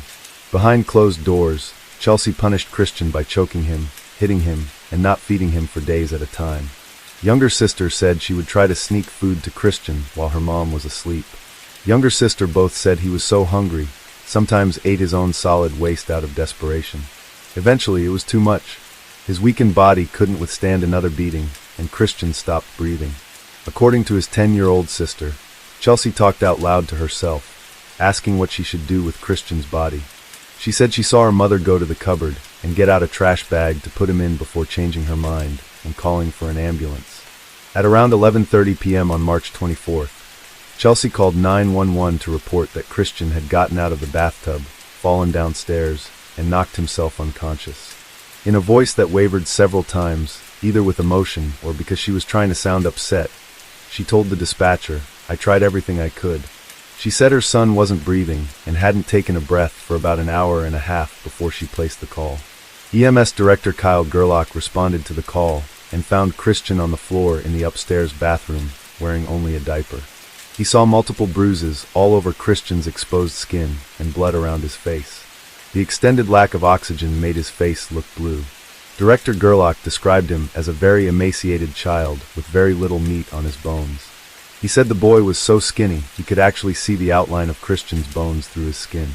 The director talked to Chelsea, and she told him she tried to do CPR for about half an hour before calling 911. He asked her to sign a required EMS form. It was taken aback by her signature. He said she signed it with her first name and a smiley face. The officers who arrived with the EMS said the home was unkempt and filthy. There was plenty of food in the house. The fridge, freezer, and pantry were all full of food. They noted that Chelsea appeared calm and didn't cry when they talked to her. When one of Christian's sisters cried in the background, she told them that Christian's death was out of nowhere. She didn't understand how it could happen. They taped off the door of the home as the initial step of their investigation. Chelsea said to them, "So I'm guessing this is going to take a while." Officers found the circumstances suspicious, understandably, and requested assistance from the Indiana State Police. They were even more suspicious once they talked to the girls and realized Chelsea had waited for so long before she called for help. The state police asked Jay County Prosecutor Wes Sheminar to come to the scene, where he saw Christian laying on the bathroom floor. The sight of him being so small, so beaten, and so skeletal was burned into his mind. Later he would say, "The image of him has never left my mind. It's probably never going to leave my mind. It's probably never going to leave yours." While the investigation continued, Chelsea remained free. Her surviving children were removed from her custody. In response, she posted online, "My heart is broken into a million pieces. I just want my babies." The next day she posted a longer request for spiritual help saying, "Prayers please. They took my kids, even though they seen for themselves they're great. They fought to go with police and DCS. They are traumatized, and so am I. Mom loves you kids with everything in me. Y'all are my whole world, my reason for life. I never would have imagined our worlds getting turned upside like this, but I'm praying everything turns out okay, and we can all be back home together soon. Or at least even if not that, y'all will be all together with family. God, please help me to stay strong myself, but also for my babies to be together and stay strong too. I'm putting it in the Lord's hands too. I'm nothing without y'all, so I'm praying we are all home together again soon." Members of the community saw her posts online and were disturbed by her lack of care for the son she lost. Locals Shelley Pfeiffer and Vivian Pryor were so upset by the situation they felt compelled to organize a vigil for Christian a few days after his death. Shelley said, "The mother was publicly putting stuff on Facebook and didn't seem to care about the child. There was no remorse. She had nothing to say about him, and it was very strange. As a mom, I think she would be absolutely heartbroken." Vivian agreed that more attention needed to be given to Christian. She said, "I wanted to put on a vigil because I felt like as a community we needed to mourn this child. He should be missed." Chelsea also allegedly called Brittany asking her for prayers as well. According to Trevor's sister Christina, she heard a phone call Chelsea placed in which she said to Brittany, "Please pray for me. I did something bad. Don't tell the police." A few days later on March 30th, Chelsea was officially arrested and charged with murder, felony neglect resulting in death, and a separate charge of child SA. She was held without bond in the Jay County Jail. Once news of the SA charge was released, Chelsea's dad and some of his associates tried to blame Trevor for being inappropriate with Christian, but it doesn't seem like they had the full story and their accusation fell flat. Once more information was released, it turned out that one of Chelsea's daughters had accused her mother of being inappropriate with her for 2 years. That charge wasn't related to Christian's death. Prosecutors eventually dismissed the SA charges without prejudice, which means they could still refile them in the future. Chelsea's murder trial was initially scheduled for September 2022, but it was postponed several times, finally scheduled for July of 2023. It began on July 17th, with Judge Brian Hutchinson presiding. During the trial, prosecutors argued that Chelsea had deliberately and systematically starved and tortured Christian over a period of 74 days. Chelsea's attorneys, Public Defender Jacob Dunick and Chief Public Defender Brandon Murphy, argued that she merely neglected the boy and didn't mean to murder him. The public defender said that Chelsea was, now these are his words, a non-vaccination mother that didn't believe in doctors. He said, "The evidence in this case will show Christian had a short and tragic life. The final days of his life, he desperately needed medical care because medical treatment could have saved him." Her attorney argued that his death was the result of neglect, and not CA Chief Public Defender Murphy blamed everyone else in Christian's life except Chelsea, because no one did anything to save him. He said not one of them picked up the phone to call CPS. His death was preventable. It took one phone call from somebody else who cared. Prosecutors argued Chelsea did more than fail to take care of her son. He said that she had made a conscious decision to kill her son, and continued to follow through on that decision. They pointed out that the two girls were healthy and well-fed, and only Christian was starving. They brought Brittany in to testify. She explained he had never had any problem eating and maintaining a healthy weight while she was taking care of him. When asked if he was a picky eater, she said he liked food. Police investigators testified about the evidence they found during a search of Chelsea's home. They found a checkered blanket that smelled of urine that they suspected the boy used. They also found a black and blue notebook that had "I hate Trevor" written on it, which might explain what motivated Chelsea to mistreat Christian so badly. They found the trash bag that Chelsea's oldest daughter had mentioned in her initial statement, as well as texts on Chelsea's phone confirming that Christian had eaten his waste, which matched what the girls had independently told investigators.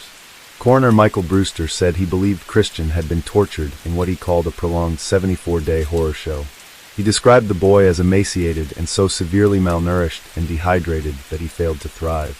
During the autopsy, the coroner observed injuries consistent with being beaten, spanked, and choked, including numerous bruises and contusions on his body and abrasions and injuries to his face. He also noted 2 serious injuries, one on Christian's neck and another on his ear.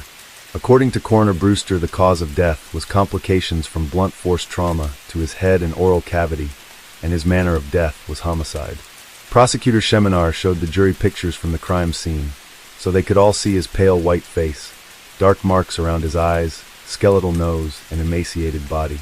He also showed Grandma Gladys the same picture after she testified about how the boy seemed healthy and fine on several occasions when she saw him.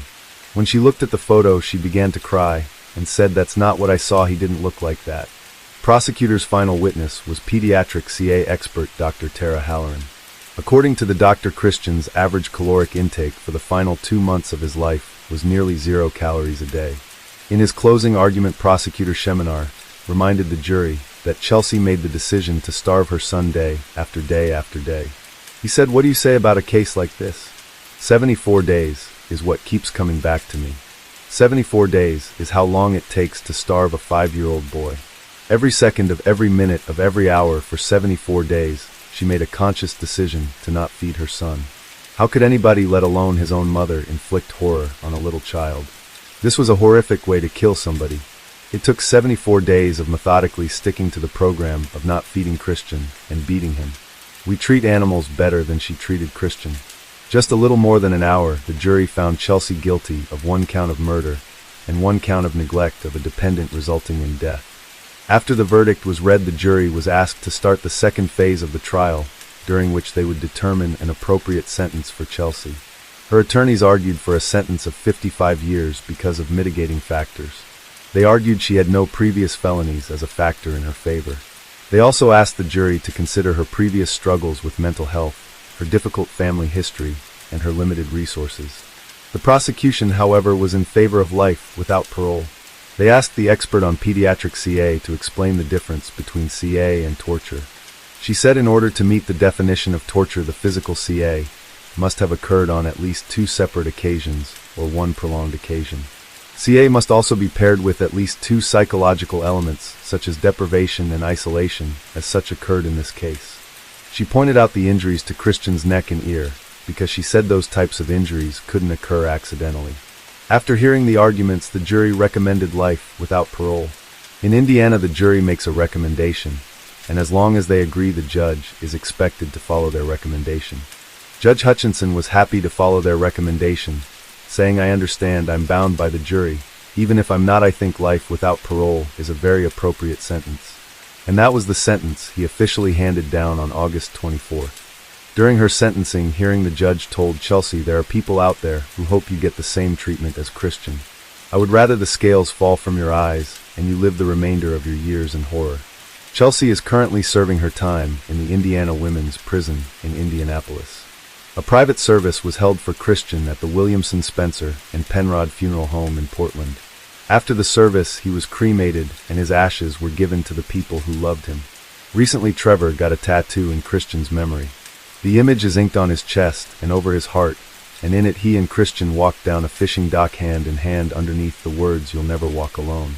The prayer vigil, organized by local mothers Shelley and Vivian, was held at the Hudson Family Park on April 1st, which is also CA Awareness Day. Both women spoke briefly to the crowd of about 50 people. Vivian said, "I did not know Christian personally.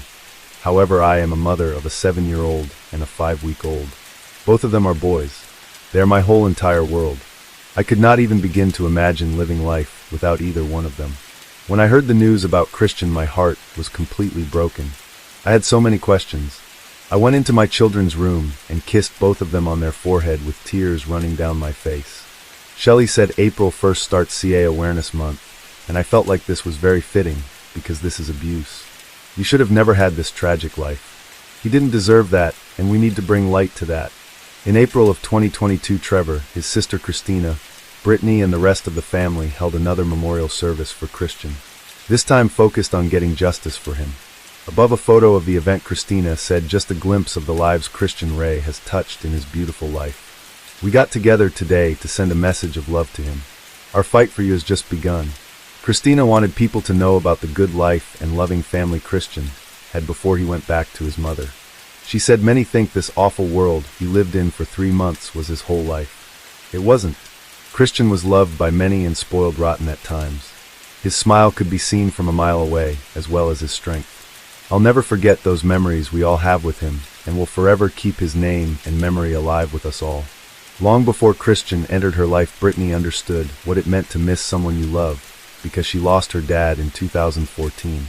She often reposted messages that reminded people to take the time to make memories, like this one she posted in November of 2021. It read, "I just want to remind you now, so you'll take care of this before Thanksgiving. Buy the little tripod for your phone or camera. Take the family photo. Take it in the living room, on the couch, or go outside. It doesn't have to be perfect. Even if you weigh more than you like, your outfits aren't coordinated, or your kids got food on their clothes, take the photos, because death is a thief. It snatched people away without warning, and none of the silly stuff matters. Just take the photos." This is excellent advice, one that I personally need to listen to, and it seems like it was something she took to heart, because she has dozens and dozens of photos of Christian though. I'm sure she still wishes she had dozens more. She posted some of those photos along with a message a year after his death. She said, "Sweet baby boy, it's hard to believe you have been gone a year. Life is so different without you. I hope you're having the time of your life up there in heaven. I love you and miss your sweet face and your smile. I can still hear your sweet laugh in the back of my head until we meet again." She and Trevor still celebrate his birthday every year. This year, he would have been 8 years old. Trevor posted, "I will always love you, baby boy. Fly high, catch them fish, Bubba." Case 5. Lola Patricia James was born in Wales on September 30th, 2017 to parents Sinead James and Daniel Thomas. She had an older sister born in March of 2014 and a baby sister born in May of 2019. Lola's maternal grandmother Nicola James said the toddler had big sparkly eyes and soft blonde curls, and that she gave the best hugs. She had an open smile, and sometimes wore her hair in short pigtails tied with a bow. Though she was shy around strangers, her family said she was feisty, outgoing, and bold. Nicola called Lola her cheeky monkey who grew into a charming, smiley, bubbly, mischievous little girl. Her grandmother recounted a time that captures the cheeky side of Lola's personality. She had asked to paint her fingernails and was told no, but that didn't stop the determined toddler. A few minutes later, there was a bright red nail polish on her feet, ankles, all over her hands. It was everywhere. Though it was likely a bit of work to clean it all up, Nicola says she smiles when she remembers how independent Lola could be. Lola loved dancing, singing, and playing with her dollhouse. She and her big sister sometimes stayed up late pretending to be the princesses in Frozen. She loved the movie Who Framed Roger Rabbit, and her favorite snack was Monster Munch corn chips. Her father Daniel said even as a toddler, she loved the outdoors and everything there, the birds, bees, and butterflies. She loved eating homegrown strawberries and apples from her grandmother's garden and going on butterfly hunts. Her grandmother said she was happiest when she was caked in mud, getting into her shorts and wellies. Her father described her as bright as the golden sun. She was beautiful, charming, and cheeky. Her laugh would fill the room with pure joy. Sinead and Daniel's relationship was over not long after it started. He was described as a loving and attentive parent to Lola from a distance, but he wasn't involved in Sinead's life after Lola was born. Sinead, her daughters, and the family dog lived in a single-family home in Haverfordwest, a small town in the southwest of Wales. Visitors to her home described it as sometimes messy and smelly with diapers and clothes all over the place. Pictures of the girls shared showed cheerful wallpaper and pink curtains, but also a mess of clothes and toys strewn everywhere with an empty soda can and old popsicle sticks among the clutter. After Daniel, Sinead got into another relationship, but he was a violent man, and it did not end well.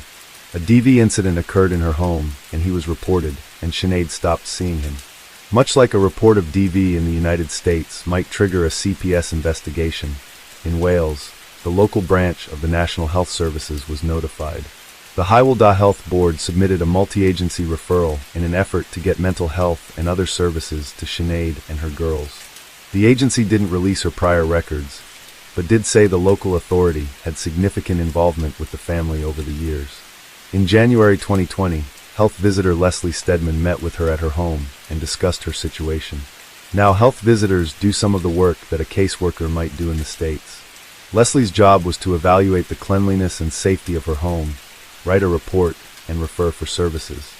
Case 5. Sinead identified herself as a victim of DV, so Leslie offered her education on DV and its related dangers, including the risks it posed to children. The next month, on February 10th, Leslie stopped by the house for another face-to-face visit with Sinead and children, who at this time were 5 years, 2 years, and 8 months old.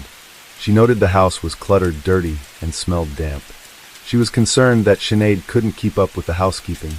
She said Lola looked like she needed a bath, and her feet were dirty. Now, like many 2-year-olds, Lola was a handful, and her mother was struggling to care for her. Evidence of this struggle can be found in her text history. In one, Sinead described Lola as a terror. She said, "She don't sit still, she beats me up." She had enrolled Lola in a program at Flying Start to help with her behavior. In a later text, Sinead said Lola was doing my head in and threatened that if Lola didn't start behaving, she'd throw her out the window. Sinead told Leslie about the stress Lola was causing. She said there was something wrong with the girl because she was very demanding. She thought Lola might have ADHD. Leslie offered parental support from a nurse, along with speech therapy for the toddler, but Sinead refused the help. Again, Leslie went over the tips for recognizing a person who might commit DV, and she told Sinead not to invite adults into the family home if she didn't know them well or if they used alcohol or drugs. Sinead did not mention any new romantic partners, though it is possible she had already met her next boyfriend. He was exactly the kind of person Leslie was warning her about. Later that same day, Sinead visited her general practitioner, Dr. Annalene Holliday. She told the doctor that watching Lola was exhausting. She said the toddler stayed up until 2 a.m. every night and would throw her food back at her. She also complained of the flashbacks from the DV, which caused her to be tearful sometimes. The doctor prescribed antidepressants, which Sinead would later say worked well for her. Sometime in February, Sinead got a friend request over social media from a complete stranger named Kyle Bevan. She accepted, and the two began exchanging messages. Kyle described himself as a recovering crack and spice addict, though he still drank alcohol and used the amphetamines, Xanax, Valium, and weed, so his recovery seemed quite limited. He had a young daughter from a previous relationship, but he wasn't in contact with her. Though Sinead said she was, in her own words, frightened of every man because of her history as a victim of DV, she thought Kyle would be her protector. Within hours of their first conversation, they began a relationship. Reports vary, but either the day after they started talking or just a few days later, Kyle moved in with Sinead and her 3 vulnerable children. It was not long before the girls started accumulating injuries and bruises, especially Lola, who was still too young to clearly explain what was happening to her. On April 19th, Kyle was awake while Sinead was asleep upstairs. He sent a message saying Lola tripped over toys while coming down the stairs at 2 a.m. He had said that she had smashed her face and got a bloody nose. On April 26th, Sinead noticed Lola had a scrape on her chin. Kyle explained it away as Lola just falling, and he called her a crazy kid. Sinead said Kyle was really good with Lola. She said he would cook her dinner, he would do stuff with her, he was always buying her stuff she didn't need, but he would treat her. Sometimes Kyle seemed to enjoy the children, but at other times his mood shifted, and they frustrated him. One message, he talked about buying Lola presents and said she was fun to be around, but in another he said too many kids in the house, just doing my head in. When he was in a bad mood, he was nasty and intimidating. Under ordinary circumstances, health visitor Leslie Stedman would have returned to the home in April. However, the world events of 2020 soon made that impossible as lockdowns were imposed in Wales and around the world. She still kept in touch via telephone, but Sinead would not tell her that Kyle had moved in, and she didn't mention Lola's injuries. A text from May 4th showed Lola acting out, possibly to indicate she didn't like Kyle and the way he hurt her. Sinead saw Lola spitting at him and making a horrible noise. Lola also screamed while Kyle was with her. At night, the violence escalated and Lola ended up with a cut lip. Kyle claimed she fell off her bed, saying she was standing in her cot, and she dropped to the floor really quickly. She bit her lip on the way down. I tried to help, but she kicked off. He told Sinead, "I feel like you don't trust me anymore." He also told her, "Lola needs to get used to me, babe. I am not the devil. I think the world of that little girl." Of course, Sinead believed his excuses. May 10th, the baby, Lola's younger sister, had a black eye. Casey Morgan, who is Sinead's best friend and neighbor, was disturbed when she saw it, so she took a picture of it. Casey asked what happened. Sinead said the baby had an accident while Kyle was watching her. Casey did not like Kyle and told Sinead to get rid of him. She didn't want him around her house or her kids. By May, Sinead knew that Kyle regularly took strong tranquilizers and often used other drugs. She admitted they both took amphetamines together, but claimed she only participated when the children were out of the house, staying with her mother or other family. May 14th, Kyle took Xanax and flew into a rage, used a hammer to smash up the house, including the light switches in the kitchen. Tried to headbutt Sinead and, scared, she gathered up the children and ran to Casey's house. They spent the night there, but the next day, Kyle did what abusers always do. He acted contrite and apologized, sent a message that said, "I feel like a monster," and asked Sinead to forgive him. Casey begged her to stay, but Sinead and the children went home the next day.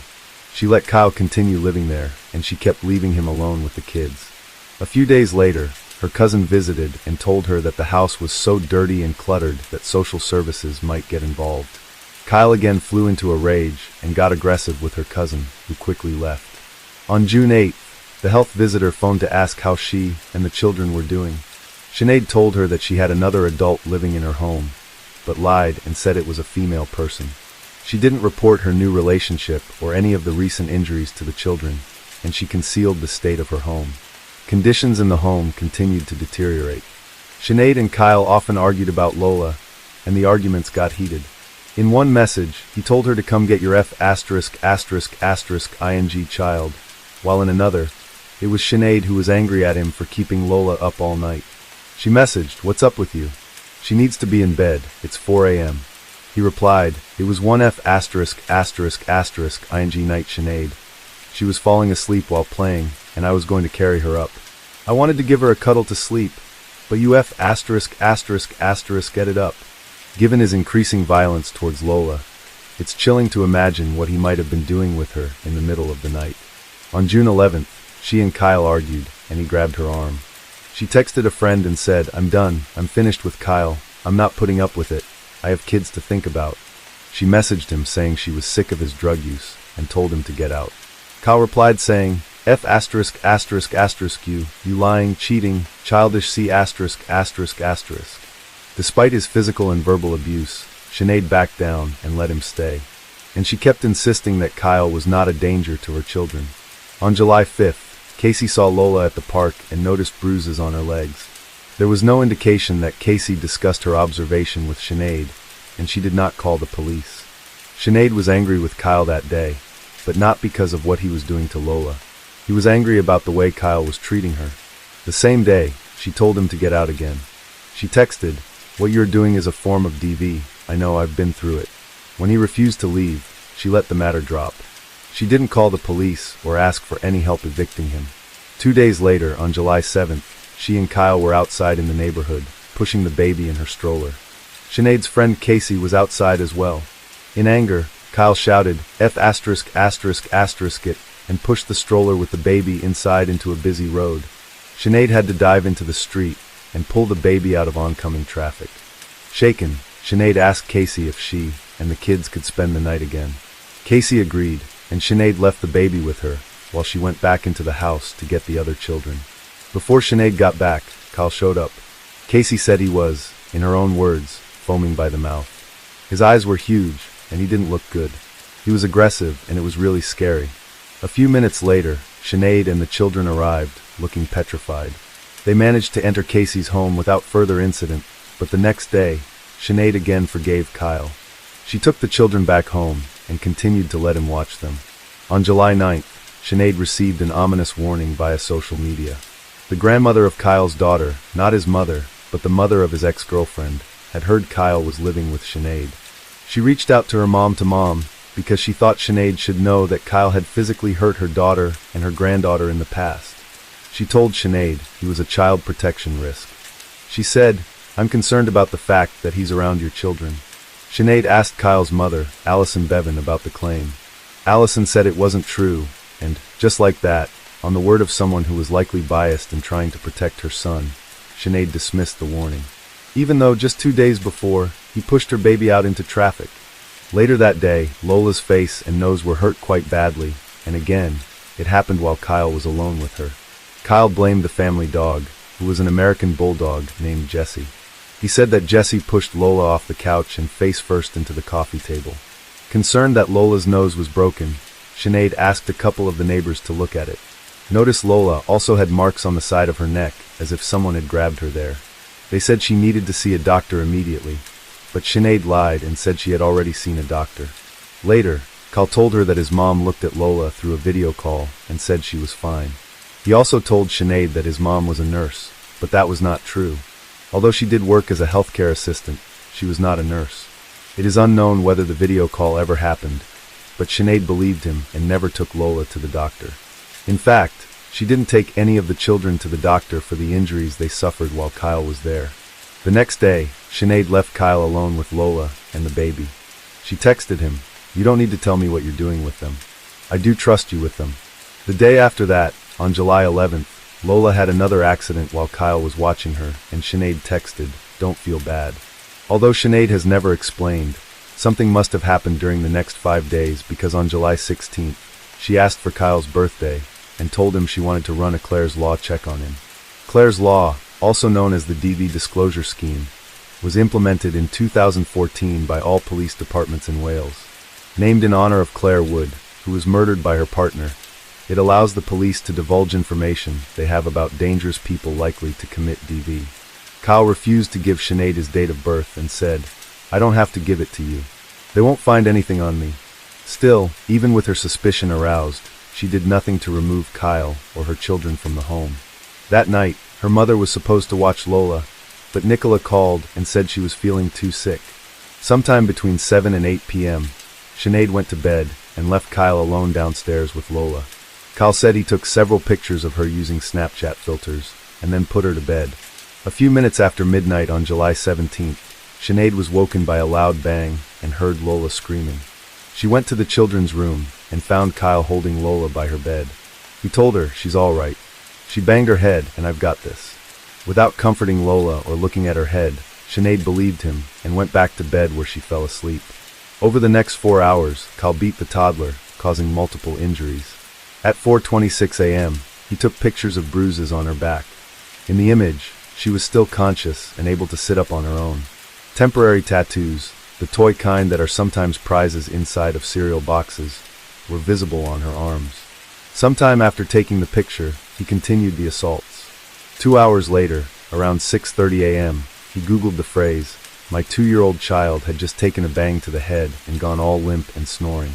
He also searched for loss of consciousness. 6.37, he took a screenshot of a website on his phone. The image he captured clearly states that if a child has symptoms like excessive bruising, swelling, or loss of consciousness, he should call for an ambulance immediately, but he didn't call for help. The next 2 minutes, he took more photographs of Lola, who cannot sit up on her own and appears to be unconscious. The photos, her head, eyes, and lips were extremely swollen and bruised. 6.40, he calls his mother, Allison, but she doesn't answer.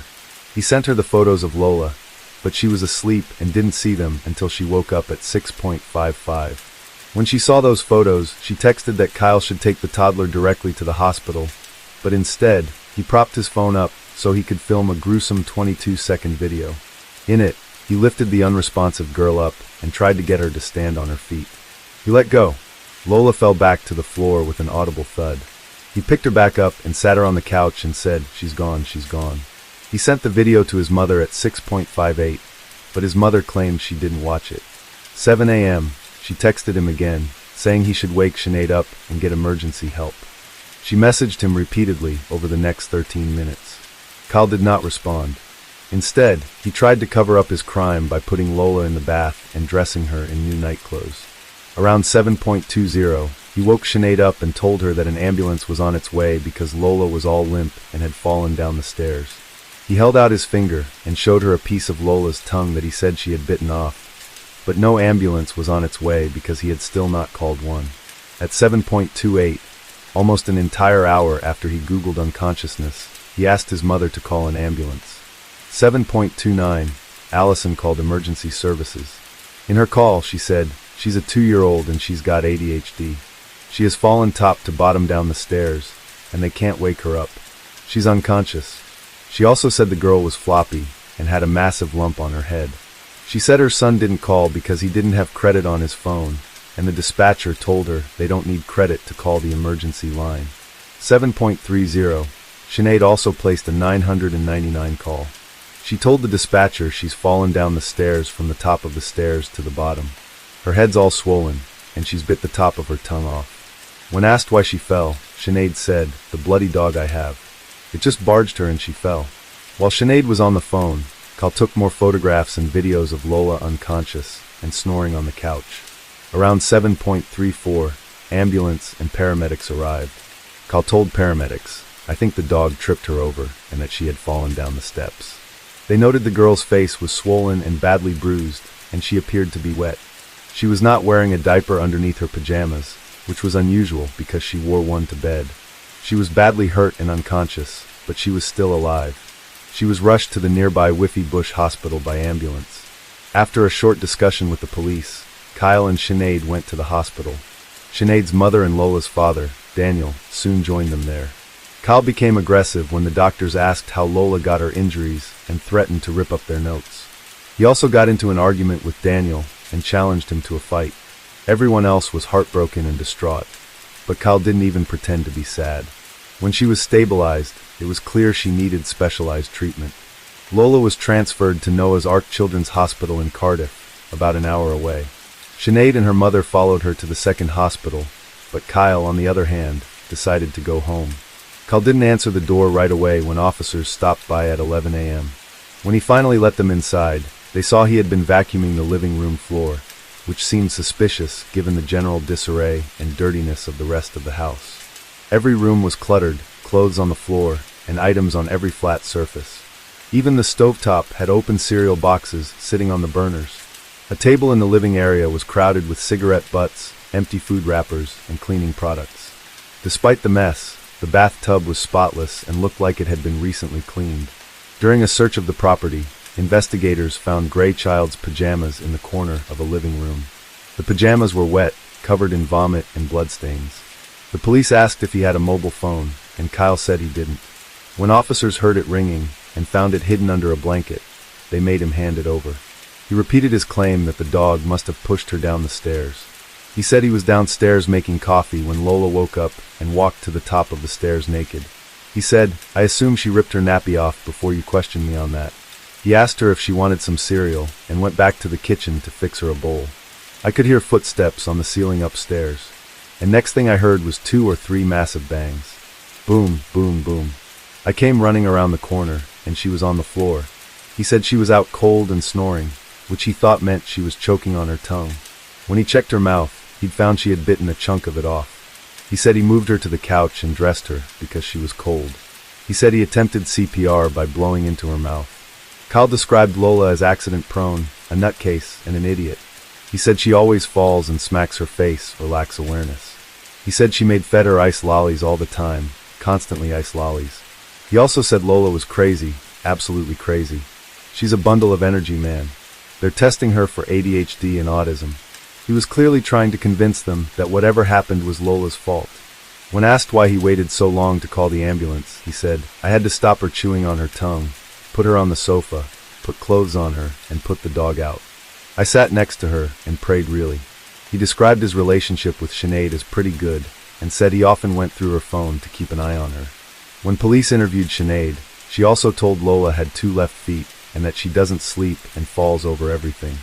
She said Kyle was amazing with Lola, and she didn't believe for a second that he would have hurt her. However, her opinion changed after police showed her the video Kyle had taken of Lola's unconscious body, falling to the floor with a loud thud. After watching it, she said she felt sick and wanted to punch him in the face. She said if he can do that, what has actually happened to my baby? Later that day around 3:15, Kyle texted Sinead that they needed to make sure their stories match, saying they need to be bang on. He texted, "They think we hurt Lola.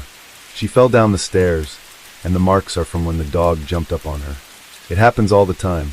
Later he wrote, "I would never hurt her like that. I really hope you know I done everything I could." At 4:34, police arrested Sinead at Noah's Ark Hospital in suspicion of child neglect. For 37, they found Kyle at a neighbor's house and arrested him as well. Both were questioned and subsequently released. 4 days later, on July 21st, Lola died as the result of her injuries. She was only 2 years and 10 months old. Her father Daniel stayed by her side during her last days. He said, "The guilt I feel lives inside me and will never leave. It's the memory of Lola lying in a hospital bed fighting to stay alive will remain with me always." After Lola passed, the police went back to the house to question the couple again. Sinead was erratic and panicking when she answered the door. They described Kyle's behavior as agitated and obstructive. When police explained they just needed to make sure nothing dodgy happened, and they were just doing their jobs, Kyle was confrontational. He replied, "You chose to be a copper." Both Kyle and Sinead were arrested again in January of 2021, this time on suspicion of murder and released on conditional bail. On April 21st, 2022, they were arrested a third and final time. Kyle was charged with murder and causing the death of a child. He was held with no bail. Sinead was charged with causing or allowing the death of a child. She was put in jail for her own safety after receiving threats from community members. On June 29th, they both pled not guilty. Kyle was returned to jail to await his trial. Sinead was released on conditional bail. The trial began on March 7, 2023, and was presided over by Sir Martin Alexander Griffiths in Swansea Crown Court. Prosecutor Caroline Reeves said Lola had been the victim of a frenzied and extremely violent attack that lasted for 6.5 hours. She presented evidence that showed Kyle waited an hour to call an ambulance while he photographed and filmed Lola's dying body. He bathed her to cover up evidence, scrubbing so hard he removed the temporary tattoos applied on her arm. He also hid her soiled pajamas and likely hid or disposed of the weapons he used in his assault. During his testimony, Sinead called Kyle a monster. She expressed regret, saying she wondered whether Lola would still be alive if she had got him out of the house. She said, "I beat myself up every day. He needs to rot in hell." She also claimed to be asleep during the incident, which prosecutors believed in part because they found no activity occurred on her cell phone during that time. One witness called to testify was Coral Barker, who had owned Jessie the bulldog before giving her to Sinead. Coral said Jessie liked cuddles, and that she was very well behaved with her 4 young children. She also said that because of Kyle's accusation, they were forced to put Jessie to sleep. Dr. Michelle Jardine, an intensive care pediatrician with over 12 years' experience with young trauma patients, said the toddler's body was one of the most extensively bruised and battered bodies she had ever seen. Dr. Deborah Stocker, a consultant pediatrician, testified that 101 bruises and scratches all over Lola's body were not consistent with an accidental fall down the carpeted stairs. She didn't think that there was a part of her body that wasn't bruised. Many of her bruises were larger than the ones caused by the accident, and some were consistent with being grabbed and squeezed by a human hand, typically only found in cases of CA. The doctor believed some of Lola's injuries were caused by weapons that had not been found at the scene. In particular, her right thigh had circular bruises in a distinctive linear pattern, and the bleeding puncture wounds on her forehead appeared to be caused by a different weapon. Her back and legs had been hit by yet another unidentified weapon. The pattern showed 3 or 4 blows that caused large bruises. The injuries on her neck were not consistent with an accident, but were consistent with strangulation. The bruising on Lola's ears almost never happens by accident. It was usually the result of a direct blow. Dr. Stocker said the large subdural hemorrhage Lola had was usually the result of a high-velocity road traffic collision, where a child is thrown from the car or a fall from a great height, such as a fall from a balcony or bedroom window of more than 10 feet. Of course, neither of those things had happened in this case, so the only other cause would have been violent shaking and forceful impacts. She said physical CA was the most likely cause. Stairfall does not explain the catastrophic and extensive injuries to the head, with bleeding to both eyes. Lola's eyes had been horribly injured. All 4 quadrants in both of her eyes were bleeding from multiple places, including from the optic nerve sheath. She had retinal fold and retinal splitting, injuries caused when the retina wrinkles and detaches, both signs of shaken baby syndrome. The doctor said the whole picture of Lola's head injuries led me to conclude they were caused by abusive head trauma, most likely from being violently shaken. Her cause of death was brain damage.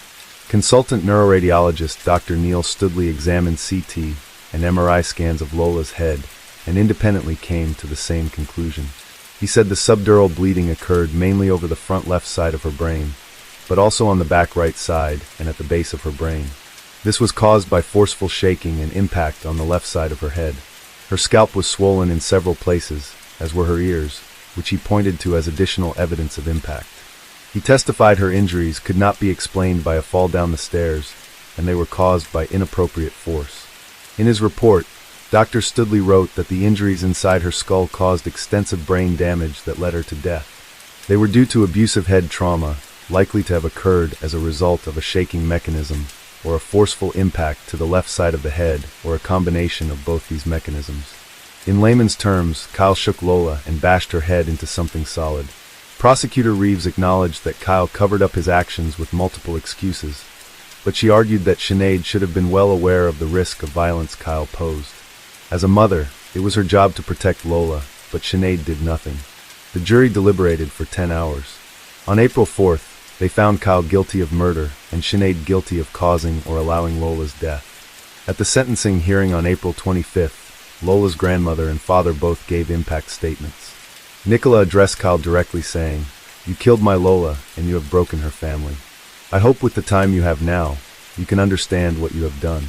Lola's clothes still hang in the wardrobe and her toys are still in the cupboard, but she is no longer here."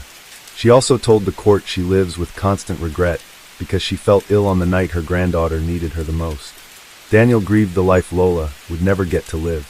He said, as a parent, all I could hope for is that Lola would continue to grow with happiness and health, with the courage in her heart to know she could be anything and do anything she wanted, but that will never be. I will never get to meet my daughter as a teenager or a woman. All I have left are memories of a beautiful baby and dreams of the child she can never become. Before Justice Griffith handed down their sentences, he considered mitigating factors such as the possibility that Sinead was afraid of Kyle, but ultimately determined she was not.